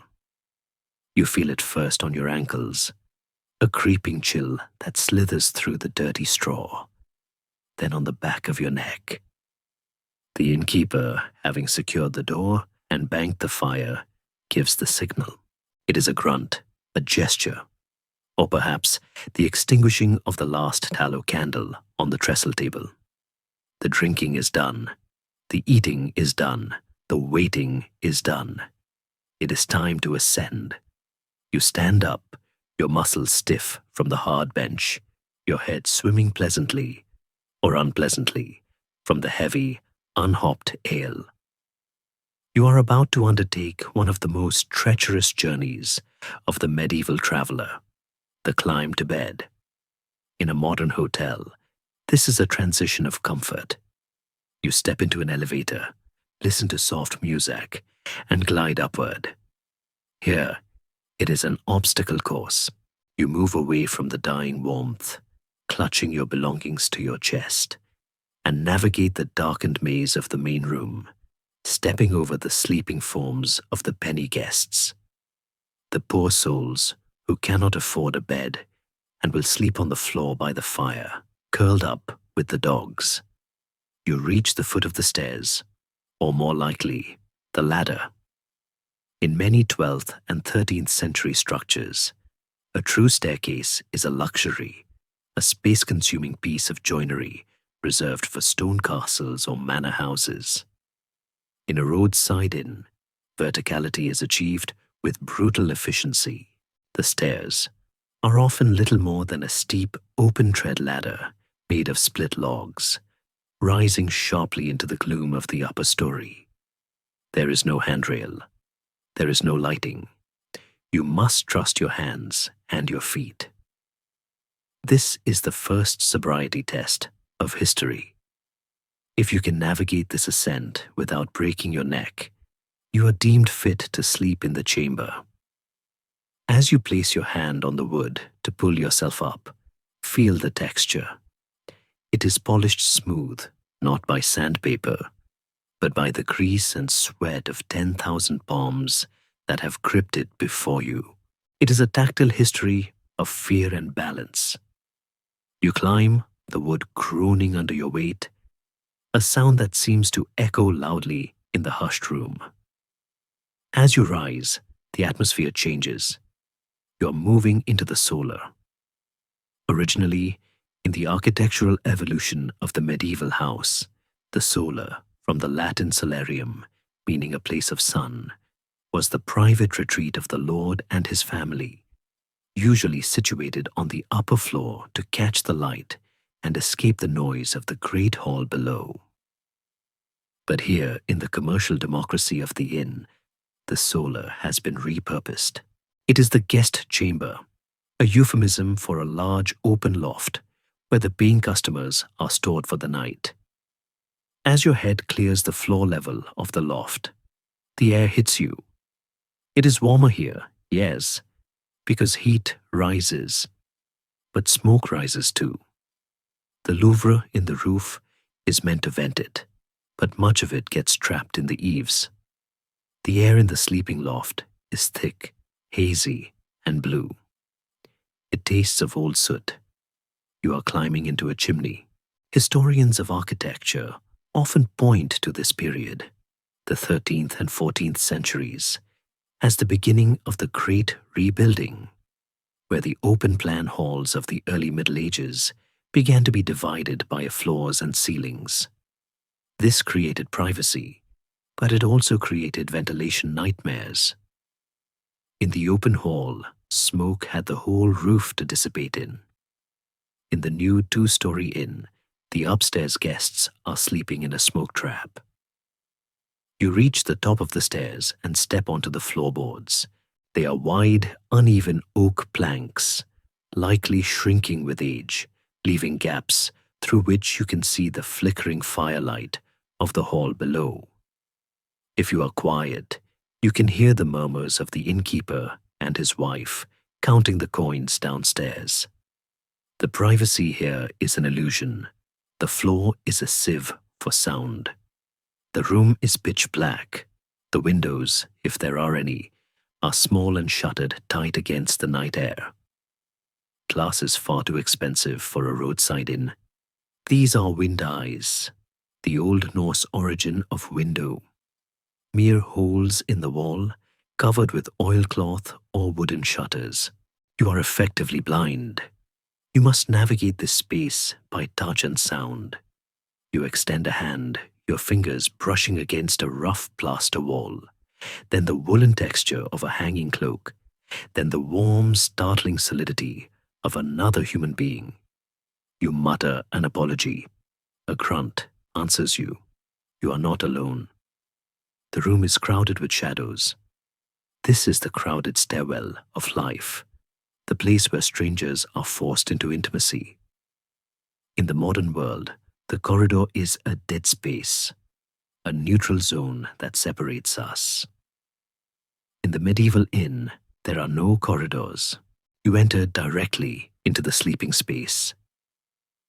To get to the far side of the room, you must physically navigate through the personal space of others. It is a spatial puzzle. You shuffle forward, sliding your feet to avoid tripping over boots, bags, or chamber pots. The danger of the midnight stumble is real. To trip here is to land on a stranger in the dark, an event that could lead to a misunderstanding, a punch, or a reach for a dagger. The tension in the room is palpable. It is the silence of prey animals listening for danger. Everyone is awake, or half awake, listening to you enter. You are the intruder. There is a scholarly fascination with the concept of privacy in this era. The historian Philippe Ariès famously argued that privacy was a modern invention, that medieval people lived a collective life where solitude was neither expected nor desired. While this has been nuanced by later research, people did seek moments of alone time. The architecture of the inn supports Ariès's view. There is no I in this room, there is only we. You are part of a collective organism of sleepers. The air is heavy with the smell of unwashed bodies, a musk of sweat, wool, and garlic that is intensified by the warmth of the rising heat. It is not a fresh smell, but it is a warm one. It is the smell of the back. You find a spot, perhaps near the wall, where the roof slopes down low, forcing you to crouch. You touch the bed, or what passes for one. It is not a pristine white rectangle. It is a large, dark shape, a mattress that looks like a lumpy sack. And indeed, it is. The transition from the vertical climb to the horizontal rest is the final surrender of the day. You have left the public stage of the hall with its performances of drinking and bravado and entered the backstage reality of the night. Here, rank and social status dissolve into the dark. A merchant is just a breathing shape. A soldier is just a snoring shadow. The stairs have acted as a filter, leaving the mud and the dogs below, mostly, but bringing the humans up into this confined wooden box. You sit on the edge of the mattress, the straw stuffing rustling loudly, announcing your arrival to the room. The wood of the bed frame creaks, a high, dry sound, like a cracking bone. You begin to unfasten your belt, the leather stiff and cold. You do not undress fully. To strip naked in a room full of strangers is a vulnerability few would risk, and besides, the night will be cold. You keep your linen shirt and perhaps your hose on. You are removing your armor, your outer shell, but you are keeping your defenses up. The climb has winded you, not from the physical exertion, but from the mental load of navigating the dark. You are here. You have reached the sanctuary. But as you reach out to feel the space on the bed, you realize the sanctuary is already occupied. The warm spot you hoped for is there, but it is radiating from another body. The bed is not yours, it is shared, and the stranger next to you is shifting, making room, or perhaps refusing to. The negotiation for mattress real estate is about to begin. You hesitate at the edge of the mattress, your hand hovering in the dark, feeling the radiating warmth of a body that is not your own. In the modern world, finding a stranger in your hotel bed would be the opening scene of a horror movie or a farce. In the medieval inn, it is standard operating procedure. You have not rented a room, you have not even rented a bed. You have rented a place. The economic model of the 14th century roadside hostelry is based on density. A bed is a large, expensive piece of furniture, a frame of oak, a lattice of ropes, a mattress of ticking, and the innkeeper intends to maximize its yield. A single bed is expected to hold 2, 3, or sometimes 4 people. If you are lucky, you are traveling with companions, a servant, a business partner, or a fellow pilgrim you trust. If you are alone, you are about to engage in one of the most intimate and awkward social contracts of history, the bedmate lottery. You sit down, the ropes of the bed frame groaning under the new weight, and the shape next to you grunts and shifts. It is a man, or perhaps a woman. Gender segregation in sleeping quarters was the ideal, preached by the church and attempted by respectable establishments. But on a stormy night, when the inn is full, necessity often overrules propriety. Travelers are packed in where they fit. You're about to spend the next 8 hours lying inches away from a person whose name you do not know, whose background is a mystery, and whose hygiene is questionable. This practice was so common that bedfellow was a standard term for a friend or companion. Kings shared beds with their favorite knights. Servants shared beds with masters. It was a society that viewed physical contact differently than we do. The bubble of personal space was not just popped, it didn't exist.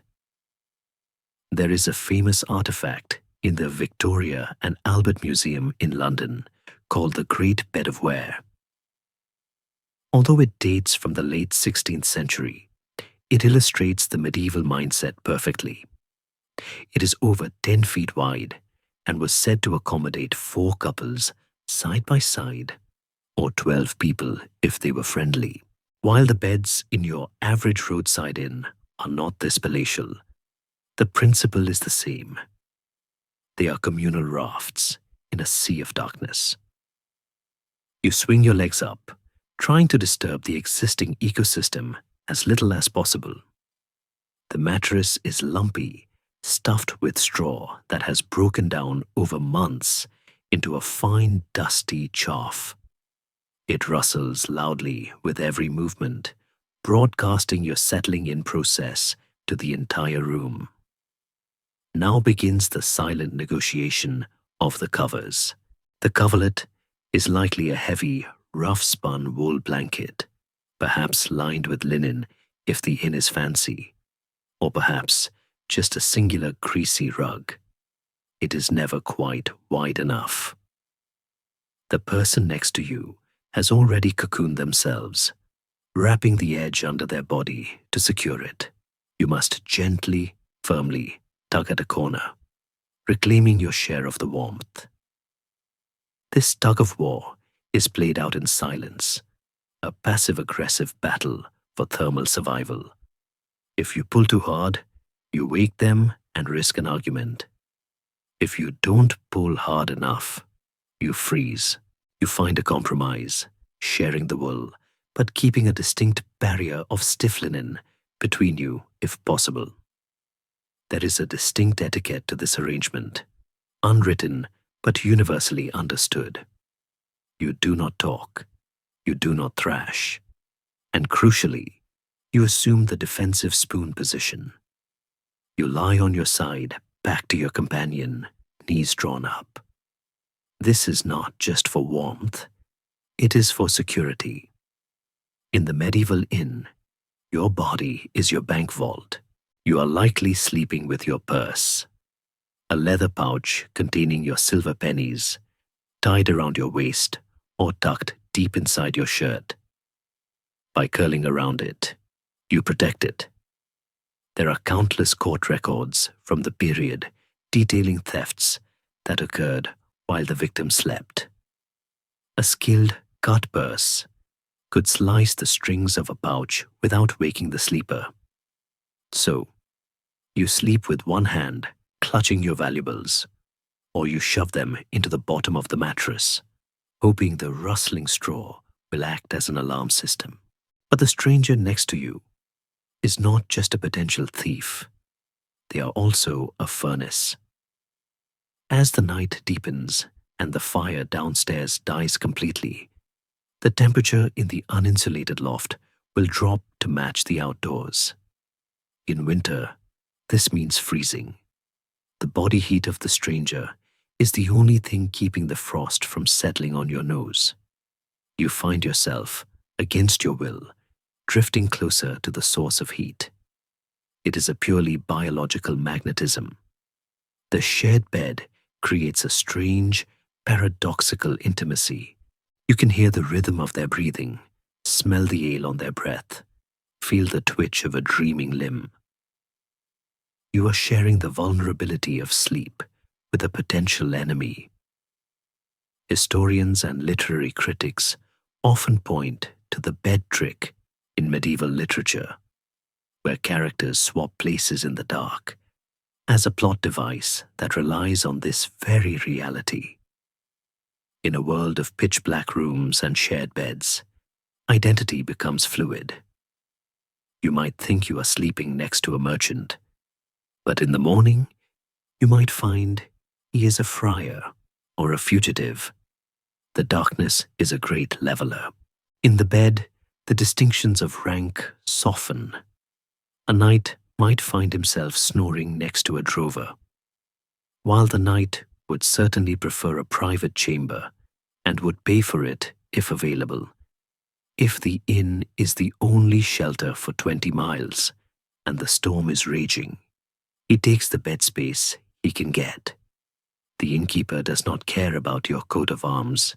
He cares that you have a penny for the linen. There is also the matter of top to toe. In particularly crowded beds or narrow ones, guests might sleep arranged like sardines, one person's head next to the other's feet. This solves the problem of shoulder width, but introduces the problem of feet. Medieval feet, wrapped in leather and wool and walked through mud all day, are potent biological weapons. To sleep with a stranger's foot near your face is a test of endurance that no amount of romantic historical fiction can adequately convey. You pray for the parallel arrangement. As you settle, your eyes squeeze shut, trying to force sleep. But the bed itself seems to be alive. The straw mattress is not a passive object. It is an ecosystem. The rustling you hear is not just the shifting of stems. It is the movement of the inhabitants. You are about to discover that the stranger next to you is the least of your worries. He is merely a mammal. The true owners of the bed are much smaller, much hungrier, and they have been waiting for a fresh, warm bloodsappy. The itch begins subtly. It is a phantom sensation at first, a light brush against the skin of your calf or the back of your neck, easily dismissed as the prickle of the coarse wool blanket or a stray stem of straw poking through the linen sheet. You shift your leg, seeking a smoother patch of the mattress, and settle back into the heavy, rhythmic breathing of the room. But the sensation returns, no longer a phantom, but a sharp, localized bite. then another, then a crawling feeling that defies the stillness of the night. You are discovering the true population density of the medieval inn. The bed is not merely shared by you and the stranger. It is a thriving metropolis of the microscopic kingdom. You are lying on a battlefield where you are both the terrain and the spoil. The mattress beneath you is the fortress of this enemy. It is a sack of canvas or linen, known as ticking, stuffed tight with straw, bracken, or perhaps horsehair if the inn is wealthy. But this stuffing is rarely changed. It is added to, topped up, and refluffed, but the core remains, a warm, dark, humid labyrinth of organic matter that provides the perfect nesting ground for Chimex lectularius, the common bedbug. These are not the modern invaders that make headlines in luxury hotels today. These are the ancient, established nobility of the sleeping world. They have been with humanity since we lived in caves, evolving alongside us to specialize in our blood. In the medieval inn, they are a constant. They hide in the seams of the mattress, in the cracks of the wooden bed frame, and in the hollow stems of the straw itself. They wait for the carbon dioxide of your breath and the warmth of your body to signal that dinner is served. There is a specific, sickly sweet odor associated with a heavy infestation. Some describe it as rotting raspberries or coriander, and if you bury your face in the pillow, you might catch a whiff of it, the pheromonal scent of the colony. But the bedbug has competition. The flea is the other lord of this realm. Unlike the bedbug, which is a slow, creeping tank, the flea is the cavalry. It jumps. It lives in the rushes on the floor, on the dogs sleeping by the fire, and in the clothing of the traveler next to you. When you climbed into bed, you brought your own fleas, and your bedmate brought his. Now, in the warmth of the shared covers, the populations are mixing. The flea seeks the warmth of the groin, the armpit, the neck. Its bite is sharper, more sudden. In the silence of the room, if your hearing were acute enough, you could hear the microscopic thud of their landing. Historians estimate that the average medieval person carried a significant parasite load at all times. It was not a sign of slovenliness. It was a fact of biology. To be flea-free was an impossibility. Even the king, sleeping in his silk-hung bed, was bit. The difference was merely volume. In the roadside inn, the volume is turned up to maximum. There is a fascinating, if grim, scholarly window into this world through the medical texts and leech books of the time. They are filled with remedies for vermin, proving their ubiquity. Recipes call for scattering wormwood, mint, or fleabane, the name is hopeful if inaccurate, between the sheets. Some suggest washing the body in vinegar, or rubbing the bed frame with grease to trap the crawlers. But in a commercial inn, such preventative maintenance is rare. The innkeeper might beat the mattress in the morning, not to kill the bugs, but simply to fluff the straw. And in doing so, he merely angers them. You might have heard the phrase, sleep tight, don't let the bedbugs bite.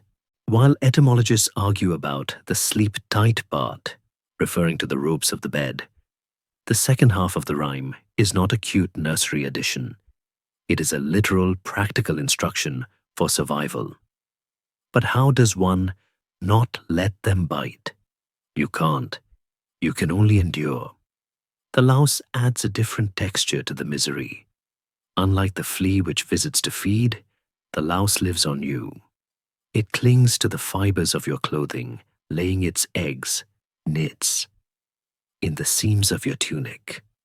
It loves the heat generated by the huddled bodies in the bed. As you lie there, pressed against the stranger, the lice are migrating. This is the great biological exchange of the Middle Ages. You are trading microbiomes with every person you sleep next to. There was a prevailing belief in spontaneous generation during this era. The idea that dust and dirt naturally transformed into fleas and lice. They were seen as a product of the body's own humors or the Earth's decay, rather than independent organisms with life cycles. This made the infestation feel inevitable, almost spiritual. It was a mortification of the flesh, a reminder that the human body is just meat. You try to scratch, but stealthily. To thrash around scratching is to wake your bedmate, which breaks the truce of the mattress. So you develop a technique, the slow friction-based rub against the rough wool of the blanket. It provides a momentary ecstasy of relief, followed instantly by the return of the itch, hot and throbbing. Your skin feels alive. You begin to hallucinate sensations. Was that a bug? Or just a drop of sweat? The psychological toll of the itch is heavier than the physical pain. It keeps you in a state of twilight wakefulness, a jagged edge between sleep and alertness. You lie there, staring into the crushing blackness, visualizing the tiny, flat bodies moving over your skin. You realize that you are the food source for this entire ecosystem. The inn is feeding you pottage, but you are feeding the inn. And yet, there is a strange calmness to it. The medieval mind is accustomed to discomfort in a way we are not. Pain, cold, and itching are the background radiation of life. You do not panic. You do not demand a refund. You accept it as the price of the roof.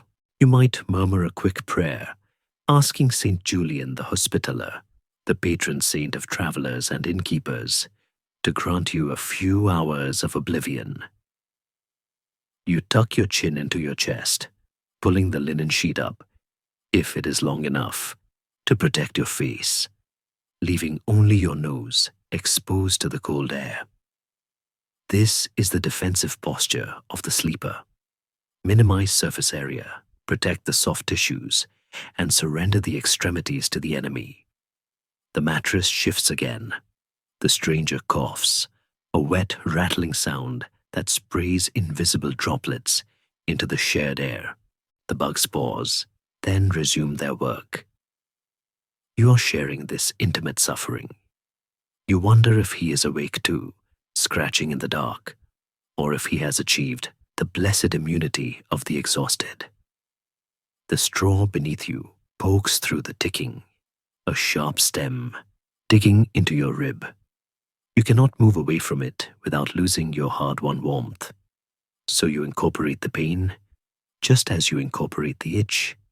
You drift, anchored to reality by the tiny, sharp teeth of the microscopic kingdom.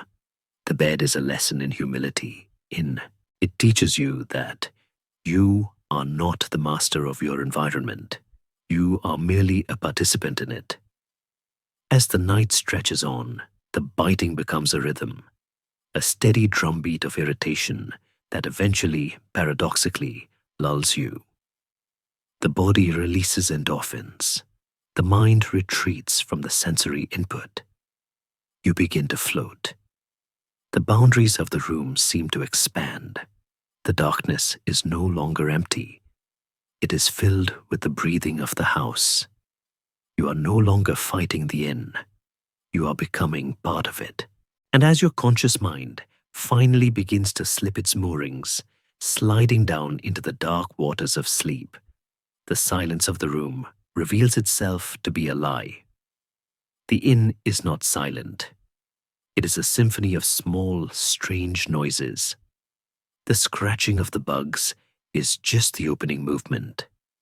The house itself is waking up to the night. The timbers are settling, the animals are dreaming, and the wind is testing the thatch.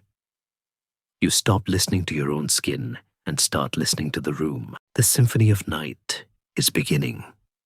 A chaotic, wheezing, creaking lullaby that will accompany you through the deepest hours of the watch. The candle is dead. The last flicker of the rushlight drowned in a pool of grease hours ago. The room is now governed by a darkness so absolute that it feels like a physical weight pressing against your eyelids. You have survived the arrival, the meal, the climb, and the initial invasion of the bedbugs. Now, you lie in the suspended animation of the middle watch, and you realize that silence is a modern luxury. The medieval inn does not sleep. It merely changes the frequency of its noise. You are lying in the center of a living, breathing organism, and the symphony of night is playing its second movement. It is a chaotic, uncoordinated orchestra of biology and carpentry, and there is no conductor to silence it. The primary instrument is the human nose. Around you, in the black void of the solar, a dozen people are asleep. The sound is staggering. It ranges from the soft, whistling wheeze of the child in the corner to the wet, gurgling rattle of the old rover on the floor. But the dominant sound is the snore, the wood sawing of the exhausted. In a time before deviated septums could be fixed, before allergies were managed, and when respiratory infections were chronic, the night air is filled with the vibration of obstructed airways. It is a roar that seems to shake the very dust from the rafters. You lie there, listening to the cadence of it, trying to synchronize your own breathing with the stranger next to you to find a rhythm that will let you drift off. But the rhythm is broken by a sudden, jagged gasp, a moment of sleep apnea where a sleeper stops breathing entirely, only to snort awake and fall back instantly into the abyss. It is the sound of bodies fighting for air, fighting the heavy, smoke-laden atmosphere of the room. Beneath the human chorus lies the structural groan of the inn itself. The building is made of green oak, wattle, and daub. It is not a static object. It is reactive. As the temperature drops outside, the great timber beams contract. You hear a loud crack from the roof, like a pistol shot, as a joint settles. The floorboards creak, as if ghostly feet are walking across them. Though no one has moved, the wind, now howling across the open fields, finds every loose slat in the shutters and every gap in the thatch. It whistles through the eaves, a high, mournful note that sounds suspiciously like a voice. In the superstitious mind of the medieval traveler, these sounds are not just physics, they are spirits. The night is the domain of the unquiet dead, and every inexplicable thud or whisper is a reason to pull the blanket tighter and finger the rosary beads in your pocket. Then there are the animals. You are sleeping above a stable. The floorboards are not airtight. Through the gaps, the sounds of the horses and oxen drift up. The heavy stomp of a hoof on straw, the snort of a beast clearing its nostrils, the grinding of teeth on hay. It is a comforting sound, in a way, a reminder of warm, large bodies below that generate heat for the house. But inside the walls, the activity is less comforting. Mice and rats are nocturnal. You hear the frantic scratching of tiny claws inside the plaster, the scurrying of feet across the floorboards just inches from your head. A rat might run along the beam above you, its tail dragging in the dust. You hold your breath, hoping it does not lose its footing and fall. The inn's cat is out there somewhere, a silent hunter, and occasionally you hear the brief, high-pitched squeak of a successful kill. It is the circle of life, playing out in the dark while you try to rest. But the night is not one long, unbroken block of sleep. This brings us to one of the most fascinating differences between the medieval night and our own, the watch. Historians like Roger Ekirch have revealed that pre-industrial people typically slept in two distinct phases. There was the first sleep, or primo somno, which began shortly after dusk and lasted until around midnight. Then the sleeper would wake up. This was not insomnia. It was a natural biological rhythm. You wake up now, in the pitch black, and you are surprisingly alert. The room is stirring. You hear the rustle of straw as others wake too. This period of wakefulness, the watch, or dovelle, wake sleep, is a time of quiet activity. In the privacy of their homes, people might read, pray, or have sex during this hour. Here, in the crowded inn, the activity is more subdued. You hear the murmur of low voices, a merchant whispering to his servant, a couple talking softly in the corner. Someone is praying, a rhythmic, muttered Latin chant that serves as a ward against the darkness. This wakeful hour is a strange, liminal time. The anxieties of the road, suppressed by the ale earlier, return with full force. You lie in the dark and think about the river crossing tomorrow. Is the water too high? You worry about the coin in your purse. Is it enough? You think about the stories you heard by the fire, of the bandits in the forest of Barnsdale, of the sickness in the next town. The darkness amplifies every fear. The snoring of your bedmate has stopped, replaced by a heavy, conscious breathing. He is awake too. You lie side by side, two strangers staring into the same blackness, sharing the same hour of vulnerability, yet saying nothing. The social contract of the inn forbids conversation in the middle of the night. You are alone together. Suddenly, a sound cuts through the internal noise of the room. It is faint, drifting on the wind from miles away, but distinct. It is a bell. The local monastery or the parish church is ringing for matins, the night office. The monks are rising to pray. This sound is the anchor of the medieval world. It tells you that you are not lost in a void. You are still within the soundscape of Christendom. Time is being kept. God is being praised. The bell is a reassurance that order still exists outside these walls. It marks the passage of the night. The first sleep is over. The second sleep must begin. You feel the heaviness returning to your limbs. The adrenaline of the waking hour fades. The room begins to settle again.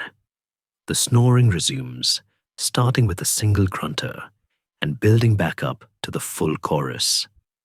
The cold has deepened, seeping through the walls to touch your face with icy fingers. You burrow down, pressing your back against the warmth of the stranger, grateful now for his heat. The itch of the fleas seems less sharp, dulled by the returning tide of exhaustion. You are drifting away from the sensory overload, the smell of the chamber pot, the sound of the wind, the scratching of the rats. Your mind begins to fragment into the surreal logic of dreams. But just as you slip under, a new sound jerks you back for a second.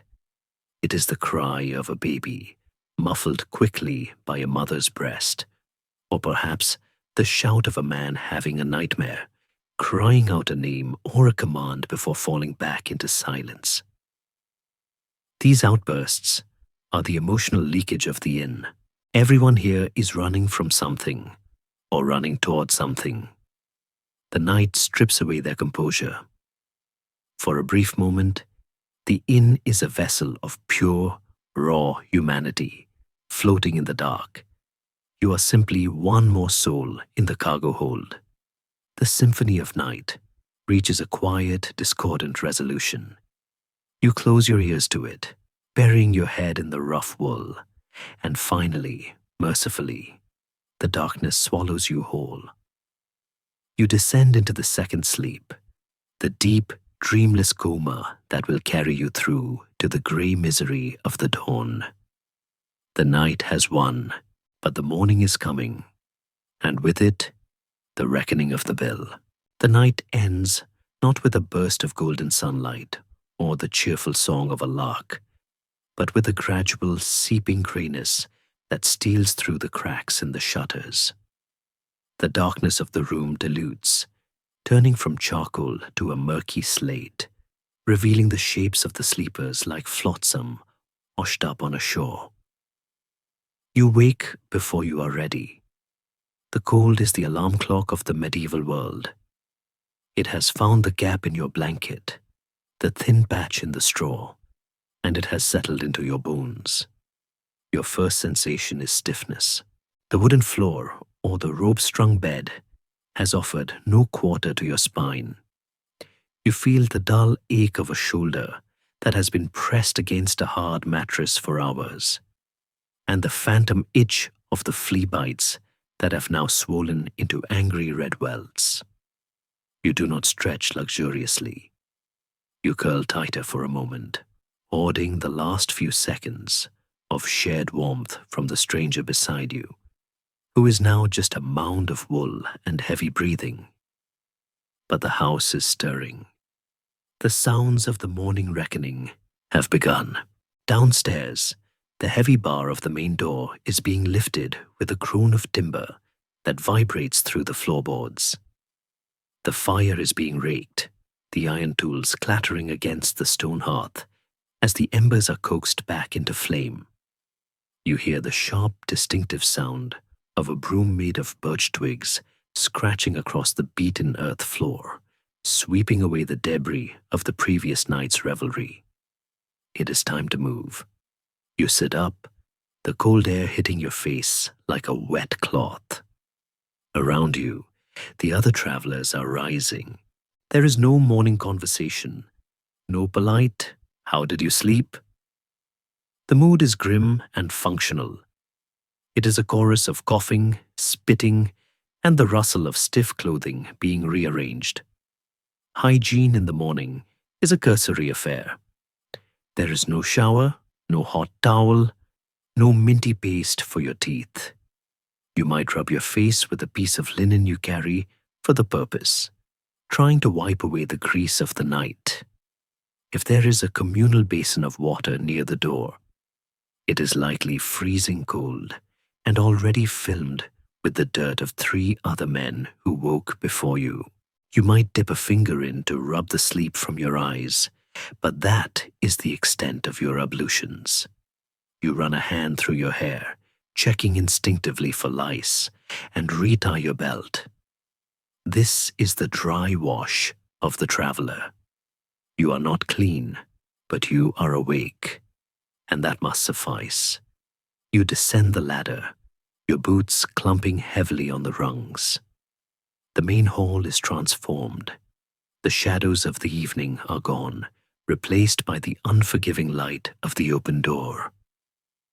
The smell is different now, stale smoke, cold ash, and the flat, sour scent of spilled ale that has dried overnight. The innkeeper is there, standing by the door or the hearth, and his demeanor has shifted. Last night, he was the host, the provider of shelter. This morning, he is the creditor. It is time for the transaction that gives this section its name, the reckoning.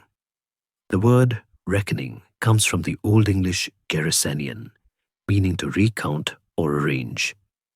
It is a mathematical moment. You approach the innkeeper to settle your debt.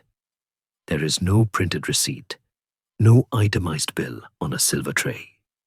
Instead, the accounting is often done on a tally stick. This is a piece of hazel or willow wood, notched with a knife to represent the debt. A deep notch might be a shilling, a shallow scratch, a penny. If you're a regular or if you are running a tab, the stick would be split down the middle, with you keeping one half and the innkeeper keeping the other. When you return, the two halves are matched to prove the debt. The origin of the phrase, tally up. But for a one-night stay, it is usually a verbal negotiation. Supper, 2p. All, a penny. The bed, a penny. Fodder for the beast, 2p. The innkeeper recites the list, counting on his fingers. You listen closely. This is where the tension lies. Did he charge you for the candle you didn't use? Is he charging noble prices for a peasant's bed? Disputes are common. You might argue that the pottage was thin or the roof leaked. He will argue that oats are expensive and the king's tax is high. It is a low-stakes theater of commerce. You reach into your purse, your fingers fumbling with the cold metal of the coins. Silver pennies, perhaps clipped and worn, change hands. You watch them disappear into his pouch. The transaction is done. You have paid for your survival. Breakfast is a non-event. The concept of a heavy, full English breakfast does not exist yet. The first meal of the day is break fast, literally breaking the fast of the night, and it is purely functional. It is usually sops, a piece of bread dipped in wine or ale to soften it. You might grab a chunk of bread and a quick mug of small beer standing up near the door. You eat it, not for pleasure, but to stop the stomach from rumbling until you reach the next town. The bread is cold, the ale is thin, and it tastes of the morning, bland and necessary. You move to the door, stepping out into the courtyard. The transition is a shock to the system. After the smoky, humid gloom of the interior, the outside air is impossibly fresh. It smells of wet grass, mud, and horse manure. But it is clean manure, not the fermented human reek of the solar. You take a deep breath, and the cold air scrubs your lungs. The ostler is waiting by the stables. This is the second reckoning. You must tip him, or at least pay the agreed fee for your horse's care. You inspect your animal. This is a crucial moment of trust. Does the horse look fed? Is the water bucket empty? A bad innkeeper skimps on the oats, feeding the guest's horse sawdust or nothing at all, while charging for grain. You run a hand over the horse's flank, checking for warmth and fullness. If the horse is gaunt or restless, you know you have been cheated, but it is too late now. You tighten the saddle girth, the leather creaking in the damp air. As you mount up or shoulder your pack, you do a final mental inventory. Do you have your dagger, your cloak, your hat? Theft in the inn is not always discovered at night. It is often discovered 5 miles down the road when you reach for your flint and steel and find only a hole in your pocket. You pat your sides, reassuring yourself of your possessions. The paranoia of the road returns. The temporary truce of the inn is over. You are back in the wild. You look back at the building one last time. In the grey light of dawn, it looks even more ramshackle than it did the night before. The thatch is rotting. The daub is peeling away to reveal the wattles like exposed ribs. It is an ugly, squat thing clinging to the side of the road like a fungus. And yet, as you sit there shivering in the morning mist, you feel a strange, grudging affection for it. It kept the wolves out. It kept the rain off. It gave you a space to close your eyes without dying. It was filthy, loud, and expensive, but it worked.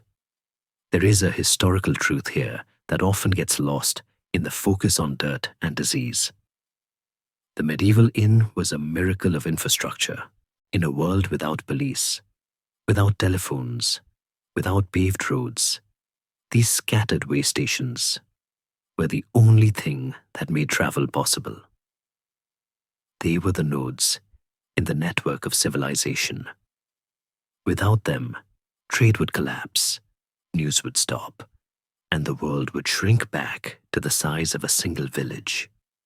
You are leaving, but you know you will look for the next allstake, hanging from a pole as soon as the sun begins to set again. The innkeeper watches you go, already turning away to sweep the threshold. He does not wave. You are a coin in his pouch, a notch on his stick, a ghost that has passed through his hall. You turn your horse's head toward the road. The mud is half frozen, crunching satisfyingly under the hooves. The road stretches out before you, a ribbon of rutted earth, disappearing into the mist. You are moving again. The static misery of the night is replaced by the active misery of travel, which feels infinitely better. You kick your heels, and the journey resumes. You are leaving the filthy truth behind, but you carry the smoke of it in your clothes and the taste of it in your mouth. The inn is done with you. The road is waiting. The door of the inn closes behind you with a final heavy thud, a sound that seals away the smoke, the noise, and the heat of the human pack. You are alone now, or at least you are separated from the collective. You have stepped from the microcosm of the inn back into the macrocosm of the medieval world, and the contrast is staggering. The air out here is not just fresh, it is vast. It carries the scent of miles of wet earth, of deep forests where the sun rarely touches the ground, and of distant wood smoke from villages you cannot yet see. You stand on the King's Highway, a term that implies a grandeur the road rarely possesses. In truth, you are standing on a scar in the landscape, a ribbon of mud and beaten grass that winds its way through a wilderness that is far more dominant than civilization. As you adjust your pack or settle into your saddle, you realize that the inn, for all its filth and fleas, was a fortress. It was a bubble of light in a universe of dark indifference. To step onto the road is to accept vulnerability. The road in the 14th century is not merely a transport infrastructure. It is a legal and physical no man's land. By law, the king's peace extends to the highway, theoretically protecting travelers from harm. There are statutes requiring that brush and trees be cleared for 200 feet on either side of the road to prevent archers from lurking in ambush. But as you look at the dense thickets pressing in against the muddy track, you see that the law is a distant abstract, while the forest is a present reality. The trees watch you. The silence is heavy, broken only by the cawing of a crow or the snap of a twig. This is the wild, literally, the self-willed land where nature rules and humanity is merely a passerby. You begin to walk or ride, finding the rhythm of the journey. The mud sucks at your boots, a constant physical reminder of the earth's grip. This is the struggle of travel. In the modern world, we glide over the earth. In the medieval world, you move through it. You fight it for every mile. And yet, there is a profound liberation in this exposure.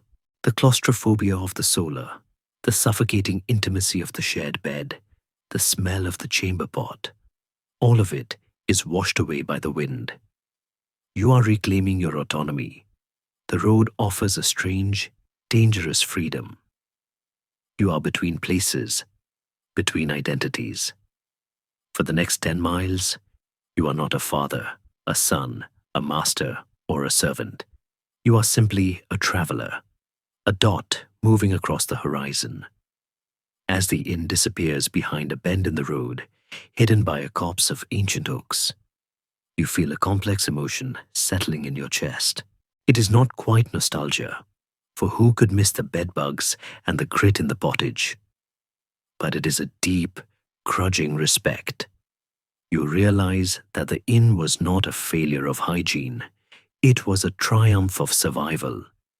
In a world where the night is lethal, where the cold kills as surely as a knife, and where hunger is a constant shadow, that filthy, smoky, crowded hall was a miracle.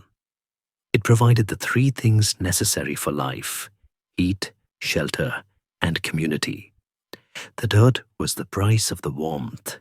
The fleas were the tax on the shelter. The noise was the cost of not being alone. We, looking back from our sanitized, lonely future, see the filth and recoil. We judge the medieval inn by the standards of the sterile hospital ward. But the traveler on the road knows better. He knows that the mud on the floor is just the mud of the world brought indoors. He knows that the smell of the unwashed body is the smell of a body that is still alive. The inn did not reject the harshness of reality. It embraced it, walled it in, and warmed it up. It was a place of endurance, not escape. As you trudge forward, the sun begins to break through the grey wool of the morning mist, casting long, pale beams across the fields. The landscape opens up, revealing the patchwork of strip farming, the distant spire of a church, and the winding course of a river. The world is beautiful, cruel, and immense. You are a tiny figure in a tapestry that is being woven in real time. You think of the night to come. You will reach another town, another village. You will look for the ale stake hanging over the street. You will push open another heavy door, smell the same smoke, eat the same pottage, and sleep with another stranger. The cycle will repeat. The inn is the punctuation mark in the sentence of the journey, the pause that gives the movement meaning. You understand now that the filthy truth is not an indictment of the past, but a testament to its resilience. Humanity survived the squalor. We lived through the smoke. We endured the itch. And we did it together, packed into the dark, keeping each other warm against the vast cold night. The road stretches out before you, endless and open. You take a breath of the sharp, clean air, fill your lungs with the morning, and keep moving. The inn is behind you. The history is within you. And the story continues, one step at a time, into the unfolding day. The journey is over. The road has faded into the mist, and the heavy door of the inn is closed and barred, but this time you are safe on the other side of time. The smoke has cleared. The noise of the crowded hall has softened into a gentle, rhythmic silence. You are no longer sharing a lumpy mattress with a stranger. You are in your own space, warm, clean, and perfectly safe. The mud and the cold of the 14th century cannot touch you here. They are just shadows, stories whispered to make the present feel even softer. Let the tension of the history melt out of your shoulders. Let the phantom itch of the straw fade away, replaced by the smooth, cool touch of fresh linens. You have traveled a long way tonight, through centuries of dirt and darkness, to find your way back to this moment of rest. The fire is banked. The world is quiet. You have survived the history. Now, you can simply let go. Drift down through the layers of time, past the kings and the peasants, past the inns and the roads, into the deep, welcoming dark of your own sleep. Good night, sweet dreams.